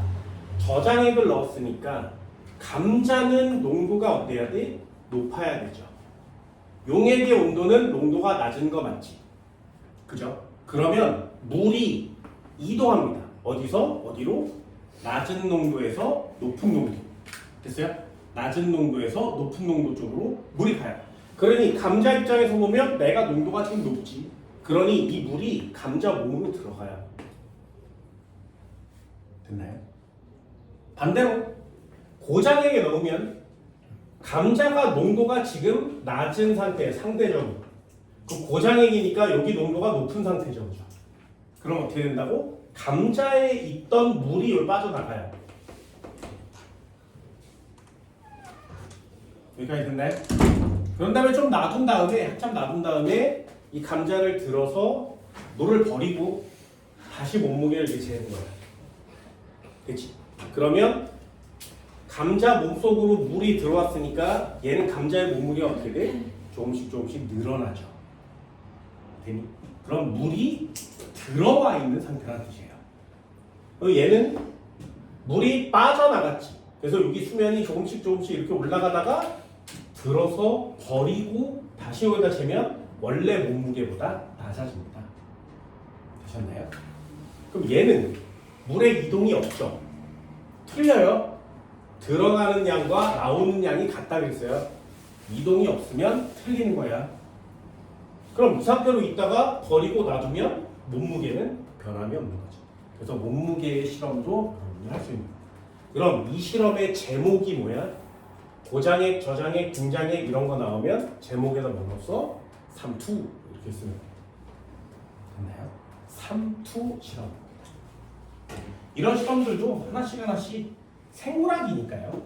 생물학은 실험이 엄청나게 중요한 거니까 한 번쯤은 본 거거든요. 자, 146페이지 하나만 더 할게요. 하나만 더 해봅시다. 자, 이제부터 여러분들도 대답을 할 수 있으면 좋겠습니다. 자, 예를 한번 들어볼까요? 광합성 누가 해요? 초등학교 대답이에요. 광합성 누가 해요? 이게 중딩 대답이에요. 그죠? 됐어? 그럼 고딩 대답은 뭐야? 미토콘드리아는 광합성을 하지 않아요. 되니? 자, 다시 한번 물어볼까요? 세포 호흡은 누가 해요? 그럼 걔가 미토콘드리아가. 그럼 누가 하는지의 이름을 물어보면 엽록체 미토콘드리아 이렇게 고르는 거 맞죠? 그럼 고등학생이 되면 뭐라고 대답하는 거냐? 잘 들어보세요. 고등학생이 되면 뭐라고 대답하는 거냐면 누군가가 광합성 누가 하니? 라고 물어보면 식물의 엽록체 속에 들어있는 효소가요. 이렇게 얘기하는 거예요. 됐어요? 다시요. 광합성 누가 하니? 식물의 엽록체 속에 효소가요. 됐죠? 이해됐어? 그럼 세포는 누가 해요? 식물과 동물 몸속에 들어있는 미토콘드리아의 몸속에 들어있는 효소가요. 이해됐어? 한 번만 더 해볼까? 내 눈은 갈색 눈동자를 갖고 있어요. 왜요? 내 몸에 들어있는 효소가 갈색을 만들어준 거예요. 됐니? 그럼 다시 한 번요. 탄수화물 소화돼요? 그 소화 누가 해요? 또 생물학에서 누가 하니? 라고 물어보면 모두 다 효소가 해요. 내 몸에 에너지 누가 만들어요? 효소가요. 이해됐어요? 반딧불이는 빛을 내요. 왜 빛을 내? 누가? 효소가. 나는 빛을 내지 않아요. 왜요? 효소가 없어요. 전기뱀장어는 전기를 내요. 걔는 왜 전기를 내? 전기를 낼 수 있게 해주는 효소가 있어요. 나는 전기를 낼 수 있는 효소가 없어요. 됐나요? 이해할 수 있겠어? 그래서 생물체 몸에서 진행되는 모든 일은 다 누가 해줘? 효소가 해줘요. 효소가 없으면 아무것도 안 일어나지. 그래서 효소가 없으면 생명체라고 얘기하지 않는 겁니다. 이해됐어요?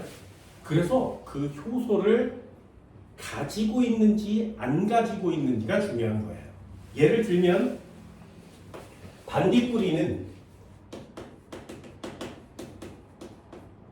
몸에서 빛을 냅니다. 그지? 피카츄는 몸에서 전기를 내죠. 그죠? 그지? 파이비는 몸에서 불을 내요. 그지? 그걸 모두 다 설명할 수 있는 단어가 하나 있어요. 왜 반딧불이는 빛은 낼 수 있는데 전기는 못 내니?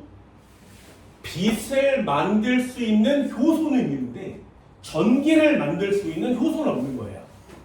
됐냐? 그럼 피카츄는 왜 전기를 낼 수 있어? 전기를 만드는 효소가 있는데 빛을 만드는 효소는 없는 거죠. 그럼 나는 빛도 못 만들고 전기도 못 만들어요. 왜요? 나는 효소가 없으니까. 됐어? 그럼 이 효소를 얘는 효소가 있어요. 빛 효소가. 얘는 전기 효소가 있습니다. 그러니 만들어낼 수 있는 특성들이 있는 거예요. 안 신기해? 나만 신기해? 나만 신기해? 이게 어디 써 있냐면 반딧불이의 DNA를 이렇게 따면 이 DNA에 빛 효소를 만들 수 있는 유전 정보가 여기 들어있습니다.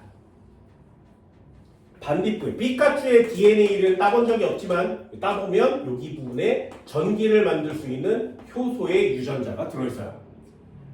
그래서 여기에 있는 효소를 그대로 설계해서 단백질을 붙이면 전기 효소가 만들어지는 거고요. 여기에 있는 애를 그대로 이렇게 단백질, 리보솜이 만들어주면 빛을 낼 수 있는 효소가 생겨나는 겁니다. 나는 DNA를 따면 이 DNA 속에 빛 요소도 없고 전기 요소도 없죠. 됐나요? 그래서 여기에 있는 빛 효소를 따다가 내 몸에다 심어요. 여기다가. 그러면 나는 빛 DNA를 가지게 되지. 그러면 나는 몸에서 빛을 낼 수 있어요. 여기 있는 전기 DNA를 잘라내. 그런 다음에 여기 몸에 붙여놓으면 전기를 만들어낼 수 있는 능력이 생기는 겁니다. 생명체는 이렇게 DNA를 가지냐 안 가지냐에 따라서 할 수 있는 능력치가 정해져요. 예를 들어보세요. 내가 이렇게 살고 있었는데 야 핸드폰 배터리가 다 됐어. 그래? 그럼 갖고 와.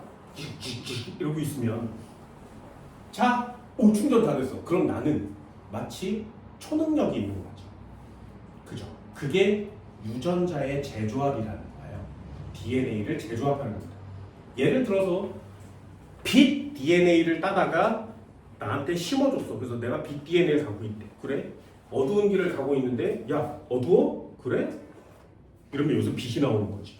그럼 마치 초능력인 것 같죠. 이게 DNA의 위대함이라는 거예요. 그걸 가지고만 있으면 가능해지는 거죠. 그래서 이 효소라는 데는 동물의, 식물의 능력치를 부여하는 게 가장 중요한 내용이고요. 그 효소의 정보가 어디 써 있어? DNA에 써 있어요. 됐나요? 독수리의 눈 DNA를 따요. 그래서 내 DNA에다 심어요. 그럼 나는 태어날 때 독수리의 눈을 가지고 태어나요. 독수리의 눈은 시력이 25. 그죠? 인간은 2.0 그러면 졸라 좋아 이러는데 독수리는 25예요. 그런 눈을 가져본 적이 없으니까 얼마나 잘 보이는지 상상 못하는 거예요. 그런 눈을 갖고 태어납니다. 말 근육, 뒷다리 근육을 따서 내 몸에다 넣어요. 그럼 난 말 근육 뒷다리를 가지고 태어나요. 그럼 100m를 3초 만에 뛰는 거죠. 이해되나요? 이걸 생물학적으로 이용할 수 있어요. 나의 심장 DNA를 따요. 그런 다음에 돼지의 몸에 넣어요. 그럼 돼지는 나의 심장을 가지고 태어나요. 인간과 돼지는 심장의 구조가 거의 비슷합니다.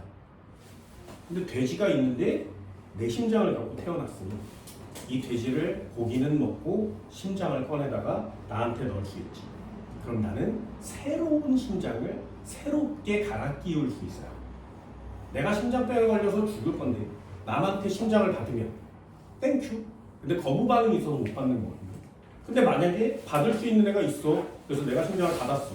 그럼 걔는 이해됐나요? 나한테 심장을 줬어. 그럼 걔는 죽는 거죠. 그래서 생명공학, 유전공학에서 이 DNA를 갖고 노는 건 정말 위대한 짓 중에 하나입니다. 이제 앞으로 모든 생물체는 다 이렇게 재조합이 될 가능성이 높아요. 그래서 생물이 발달해서 아직 모르는 걸 찾는 사람들도 있고 살아있는 사람들을 얼마나 엄청나게 만드느냐도 중요합니다.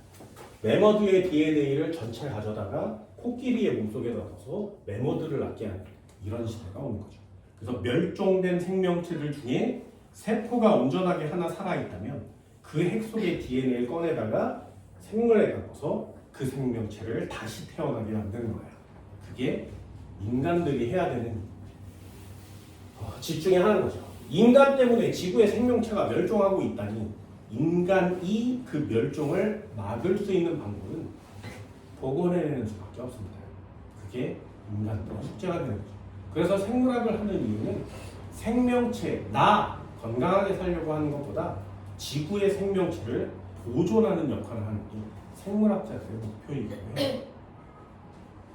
그죠? 곧 있으면 매머드가 태어날 예정입니다.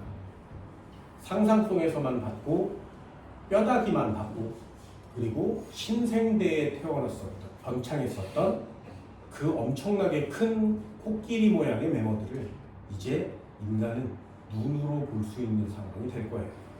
나도 기다리고 있습니다. 그래서 매머드가 태어나면 가서 보고 올 예정입니다. 공룡은 안타깝게 만들지 못합니다. 공룡을 복원시키려면 세포가 이렇게 온전한 상태로 보존돼야 되는데 DNA는 꽤 오래 살거든요.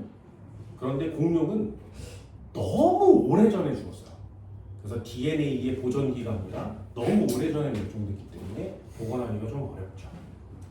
만약에 지금 땅이 막 녹고 있으니 지구온난화로 녹고 있으니 저기 러시아의 어느 땅 속에 동토층이 녹을 겁니다. 지금 녹고 있거든요. 영구 동토층이란 데요. 영구적으로 얼어 있었던 땅이에요. 거기가 녹아서 지금 매머드가 발견됐어요. 그래서 아기 공룡 둘리처럼 얼어서 죽어서 얼어 있는 상태로 냉동 보관되어 있던 매머드 아기가 나타난 거예요. 그래서 그 아기 매머드의 뇌 속에서 세포를 하나 꺼냈는데 이 새끼 복원할 가능성이 되게 높아요. 온전하게 좀 보관되어 있습니다. 그래서 얘를 코끼리 몸에 넣어서 지금 낳으려고 하고 있습니다.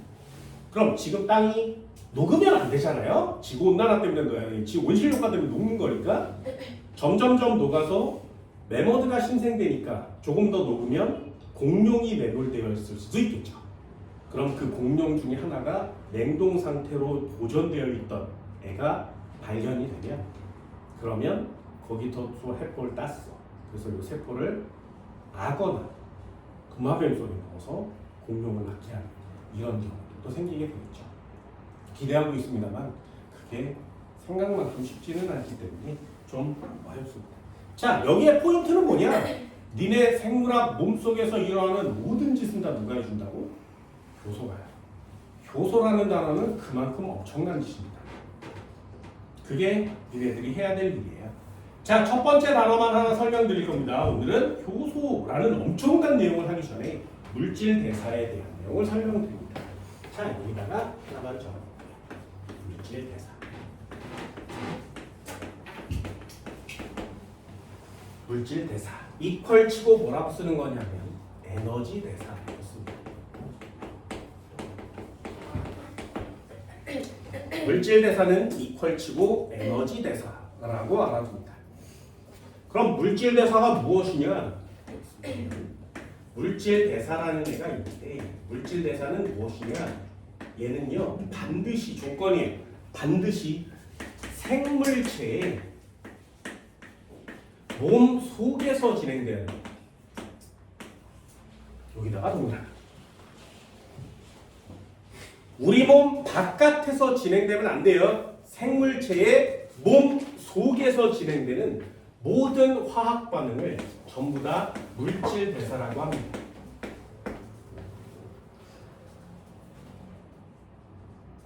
반드시요.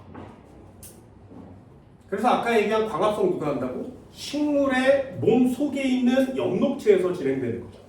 그러니 그런 애들을 물질 대사라고 합니다. 니네가 먹으면 그 포도당이 소화 흡수되는 과정이 물질 대사입니다. 몸 속에서 진행되잖아요. 그래서 몸 속에서 진행되는 화학 반응을 모두 다 물질 대사라고 해요. 됐죠? 여기다가 체크하면 뭐라고 쓰는 거냐면 반드시예요. 반드시 에너지에 출입이 있어야 됩니다. 에너지가 들락거리지 않으면 물질 대사라고 얘기하지 않습니다. 반드시 에너지가 들어가든 나오든 에너지의 출입이 있어야 돼요. 그래서 물질 대사를 이퀄 치고 에너지의 출입이 반드시 있으니까 에너지 대사라는 단어를 쓰는 겁니다. 두 번째, 반드시예요. 없으면 안 돼요. 이 물질 대사를 해주는 애 이름이 뭐냐? 걔를 효소라고 합니다. 반드시 효소가 있어야 됩니다. 효소가 없으면 그걸 해주지 않아요. 그래서 광합성 효소, 소화 효소, 세포 효소 전부 다 효소가 필요합니다. 그래서 우리 몸에 있는 효소는 종류가 엄청나게 많죠. 그 중에 몇 가지만 안 나와도 인간은 제대로 살 수가 없습니다. 저 효소는 계란 흰자처럼 생겼어요. 계란 흰자가 온도가 조금만 높아지면 익지. 그래서 니네 몸에 있는 효소도 온도가 조금만 높아지면 익어요. 그럼 계란 흰자가 역할을 해야 되는데 익어버리면 역할을 못하지. 그 익는 온도가 높지 않습니다. 한 40도 정도 되거든요. 그래서 니네 몸이 온도가 올라가서 38, 39, 40 이 정도가 되면 니네 몸에 있는 효소가 건더기로 변해요. 그럼 효소가 일을 해야 되는데 건더기니까 일을 못하죠. 니네 몸속에서 물질 대사가 셧다운. 그래서 온도가 높아지면 뒤지는 겁니다. 위험하죠. 이놈의 효소가 여러분들이 살아 움직이고 있는 건 전부 다 효소가 해주는 겁니다. 두 가지는 반드시예요. 반드시 꼭 체크해 주세요. 이 효소를 다른 말로 또 뭐라고 하냐? 좀 어려운 말로 몸 안에 있는 촉매예요. 효소를 다른 말로 생체 촉매요. 있습니다.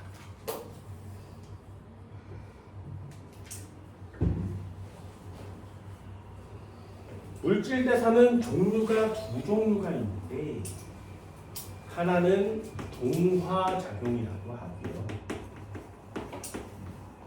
하나는 이화작용이라고 합니다.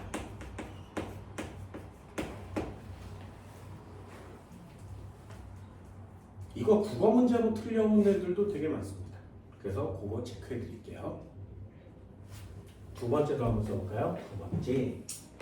자, 물질 대사에 뭐가 있다고? 동화작용과 이화작용이 있습니다. 물질 대사는 둘로 나눠서 하나는 동화작용이라고 합니다. 하나는 이화작용이라고 합니다. 동화작용은 뭐냐? 아주 작은 애를 합쳐서 크다란 애로 만드는 걸 동화작용이라 그래요. 작은 애를 합쳐서 큰 애로 만드는 거 동화라고 합니다. 그럼 작은 걸 큰 걸로 만들려면 뭔가로 단단하게 결합을 시켜야 되죠. 그 결합시키는 애 이름이 뭐야? 에너지요. 그래서 에너지를 가지고 얘를 결합시키는 거예요. 근데 결합시킬 때 에너지가 필요합니다. 동화작용과 이화작용은 서로 반대니까 둘 중에 하나만 외우는 거죠. 얘 작은 애를 합쳐서 큰 애로 만드는 거예요. 동화작용이라고 합니다. 요때 큰 덩어리로 합치려면 힘줘야 되는 거 맞지? 여기에 에너지가 흡수돼요. 그래서 동화작용을 흡열 반응 이렇게 쓰기도 합니다. 그럼 반대로요. 이화작용은 뭐야? 큰 애를 작은 애로 다시 만드는 거죠. 그러면 여기에 있던 애가 이렇게 빠져나옵니다. 뭐가? 에너지가 방출돼요. 동화와 이화는 완전 반대예요. 그러니 반대 방향으로 둘 중에 하나만 외우세요. 그럼 작은 애를 합쳐서 큰 애로 만들었으니까 이 동화작용의 다른 말을 뭐라고 하냐면 합성이라 그래요.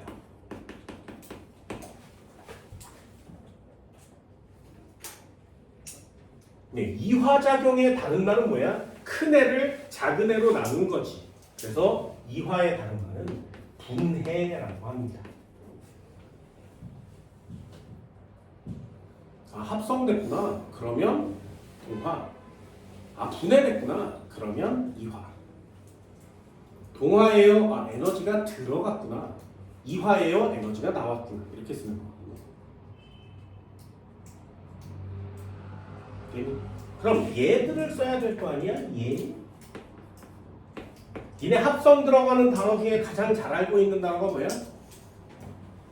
광합성. 광합성은 동화작용의 예입니다. 그리고 아까 얘기한 것처럼 효소를 다른 말로 뭐라고 한다고? 단백질이라고 하는 거죠. 그래서 단백질 합성이라는 단어를 쓰기도 해요. 이렇게 합성자가 들어가면 전부 다 동화작용입니다. 노폐물을 만들 때는 요소를 합성해야 되거든요. 요소 합성 그런 것들도 다 동화작용이라고 해요. 그럼 분해의 가장 대표적인 예는 뭐니? 얘가 세포호흡이라는 것이거든요. 큰 덩어리를 먹고 작은 덩어리로 만드는 거죠. 그걸 소화라고 합니다.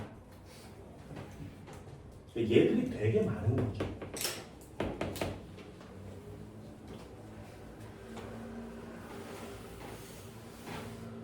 얘네들이 틀려오는 거 하나 해볼까요? 틀려옵니다. 이거 잘 보세요. 잘 봐. 그럼 광합성은 동화야 이화야? 됐어요? 그럼 광합성은 동화라고 써는 거 맞지? 됐어? 그럼 식물은 동화하니? 됐어? 그럼 반대로요. 식물은 이화하니?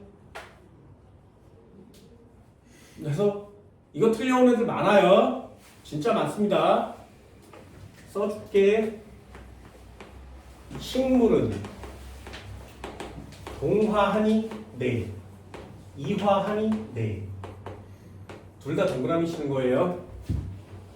생명체는 물질 대사라는 걸 하는데 동화만, 이화만 하지 않습니다.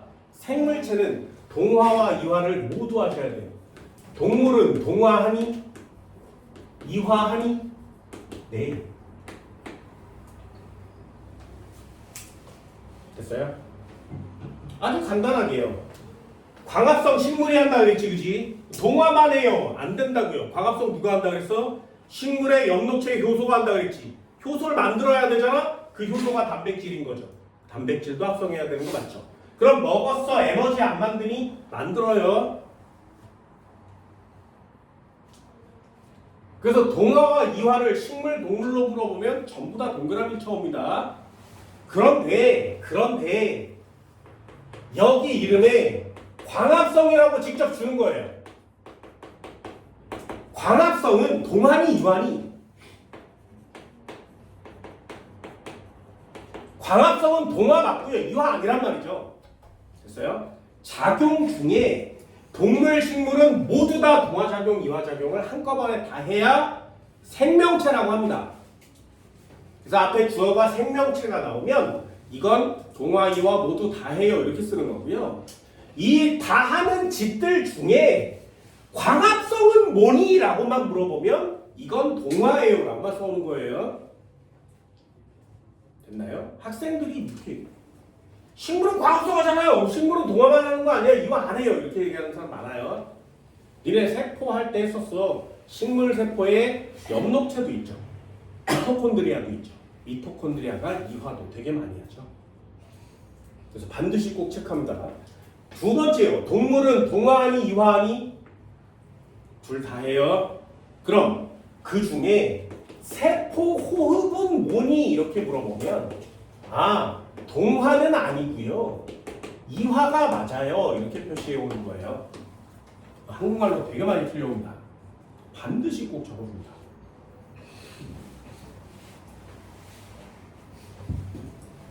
마지막 하나. 동화와 이화는 완전 반대값이거든요. 작은 걸 크게, 큰 걸 작게. 그죠? 에너지 들어가, 에너지 나와. 그죠? 내용도 달라요. 그럼 동화와 이화의 유일한 공통점이에요.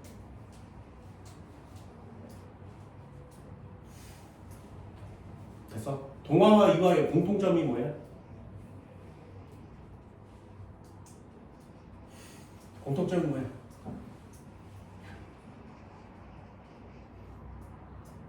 잘 못 쓰죠, 그죠? 잘 못 쓰죠. 잘 못 써요.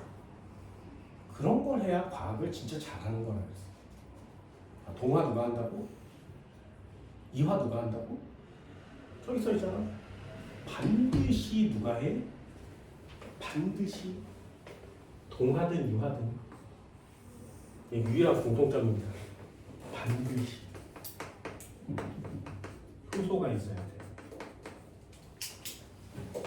효소가 없으면 동화작용할 수 없습니다. 효소가 없으면 이화작용할 수 없습니다. 효소가 없으면 물질 대사를 할 수 없기 때문에 죽는 거죠.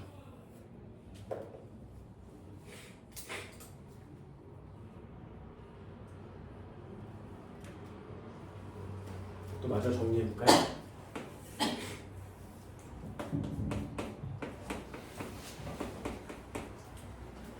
이렇게 생기는 거예요. 이렇게 생기는 거예요. 얘를 엽록체라고 합니다. 얘를 마이토콘드리아라고 합니다. 미토라고 쓸게요. 됐나요? 그럼 엽록체가 하는 짓은 뭐니? 이렇게 물어보면 얘는 광합성을 하는 거예요. 미토콘드리아가 하는 짓은 뭐니? 그러면 얘는 세포 호흡해요. 이렇게 쓰는 겁니다. 질문, 광합성 할 때 필요한 원료 이름은 무엇일까요? 광합성 할 때 엽록체가 처먹어야 되는 두 종류 됐어요? 그 종류가 CO2라는 애와 물이라는 녀석이죠. 그럼 엽록체가 공기 중에 CO2와 물을 흡수해 먹고 광합성을 한다. 그럼 광합성을 해서 만들어내는 애 두 종류는 무엇일까요? 하나는 산소를 만들고요. 하나는 포도당을 만듭니다. 됐어요? 그럼 포도당도 한번 써볼까요? C6H12O6이에요. 되게 크지? C6H12O6을 합쳐야 포도당 하나가 되거든요. 그래서 CO2와 H2O를 막 조합해서 얘를 만드는 겁니다. 그럼 CO2가 크겠니? 포도당이 크겠니? 포도당이 큰 거 맞지? 그러니까 이 엽록체가 하는 광합성은 동화작용이라고 쓰는 겁니다. 그럼 에너지가 흡수돼야 되죠. 이때 필요한 에너지가 뭐야? 에너지가 들어가야 돼요. 이때 필요한 에너지가 빛 에너지인 거죠. 됐나요? 요게 물질 대사 중에 식물의 엽록체에서 일어나는 광합성이라는 동화작용이에요. 물과 이산화탄소라는 작은 애로 포도당 같은 큰 애를 만들 때 빛 에너지를 흡수하니까 물질 대사 중에 동화작용이다. 그럼 이 짓거리를 다 해주는 애가 누구야? 엽록체 속에 들어있는 효소가 해주는 거란 말이죠. 지구상에서 가장 많은 효소 중에 하나입니다. 엽록체가 졸라 많습니다. 그럼 여기서 나온 포도당을 미토콘드리아가 먹어요. 그리고 여기서 나온 산소를 미토콘드리아가 먹습니다. 그러면 얘는 다시 무언가를 내놔요. 세포하면 나오는 애가 누구야? 원료는 포도당과 산소고요. 내보낼 때 이산화탄소와 물을 내보내죠.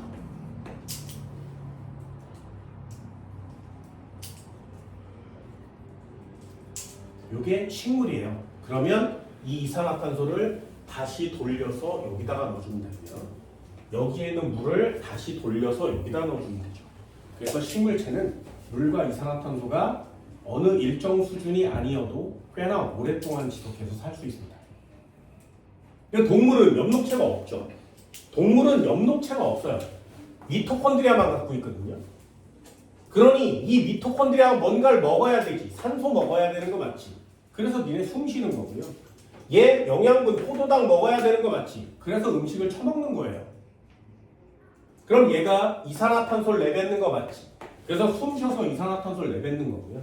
물 나오는 거 맞지? 물 버려야 되잖아? 그래서 화장실 가는 거지.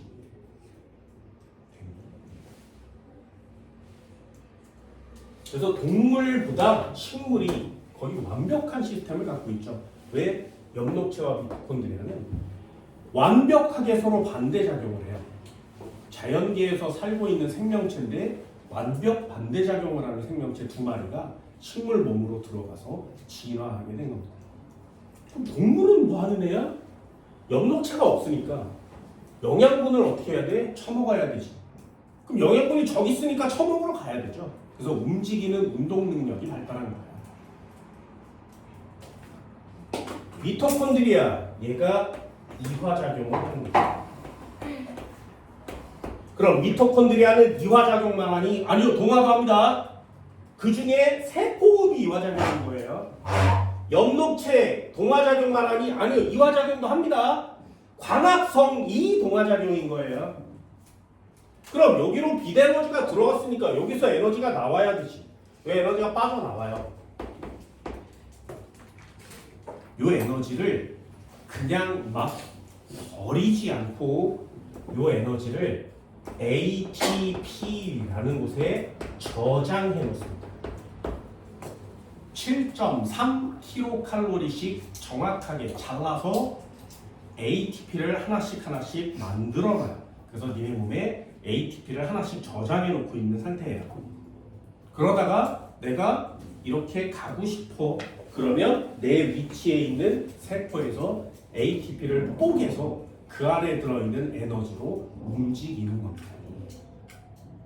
만약에 이 ATP로 저장하지 않잖아, 미토콘드리아가. 그럼 니네들은 밥통을 여기 싸들고 다녀야 돼요. 그래서 나 한 그릇 가고 싶어. 그러면 밥을 한 숟갈 먹고 한 그릇 가요. 한 숟갈 먹고 한 그릇 가요. 그러니까 가서 막 얘기를 하고 싶어. 세 숟갈을 먹고 막 얘기해야 돼. 그러다가 한 숟갈 먹고 두 그릇 가면 어떻게 돼? 죽어요. 에너지가 없는 거야. 뭔 말인지 알겠어? 되게 비효율이죠. 그러니 미토콘드리아가 너 밥을 막 처먹으면 여기서 에너지가 막 만들어지잖아? 그걸 하나씩 ATP로 저장해 놓는 거예요. 그러다가 필요할 때마다 꺼내서 쓰게 만들었단 말이죠. 그게 조금씩 닳아 없어져서 야, 너 몸에 에너지 거의 다 떨어져 간다 그러면 배고픈데? 당 떨어졌는데? 이러는 거야. 그럼 또 처먹게 하는 거지. 근데 더 많이 먹어서 에너지를 졸라 많이 만들어놨는데 쓰질 않아. 그럼 ATP만 졸라 많겠죠? 아니요. 그래서 ATP가 많아지면 몸속에 에너지가 많아지면 ATP가 점점 많아지잖아? 그러면 그 녀석을 젠장 이걸 좀 더 합칠 수 없나? 그래서 여기 있는 에너지를 합쳐요. 또 압축 파일로 만들어. 그 압축 파일이 뭐야? 지방이에요. 그래서 몸에 지방으로 저장을 해놓는 거죠. 그러니 우리가 섭취한 에너지만큼을 사용하는 게 다이어트의 가장 효과적인 방법이 되는 거죠. 식물과 동물 몸에서는 이런 현상들이 일어나요. 그럼 다시 한번 마지막 결론. 물질 대사는 생물체의 몸 안에서 일어나야 돼요. 생물이면 동화도 하고 이화도 합니다. 식물을 물어보면 동화, 이화 모두 동그라미 쳐오셔야 되고요. 동물 하면 동화, 이화 모두 동그라미 쳐주셔야 돼요. 광합성만 물어보면 동화라고만 써오셔야 되고요. 세포비라고 물어보면 이화라고만 동그라미 쳐놓는 거예요. 동화와 이화의 가장 중요한 공통점이 뭐라고? 효소요. 됐나요? 효소가 없으면 물질 대사 자체가 진행되지 않습니다. 그러니 그 효소가 얼마나 중요하겠니? 이해했어요? 광합성도 효소가, 세포도 효소가. 그래서 그 효소를 조금 더 전문적으로 배우는 게 147페이지에 나오는 내용입니다. 이해됐나요? 잘 읽어보시고요. 복습 좀 부탁드려요. 오늘 수업 여기까지. 고생했습니다.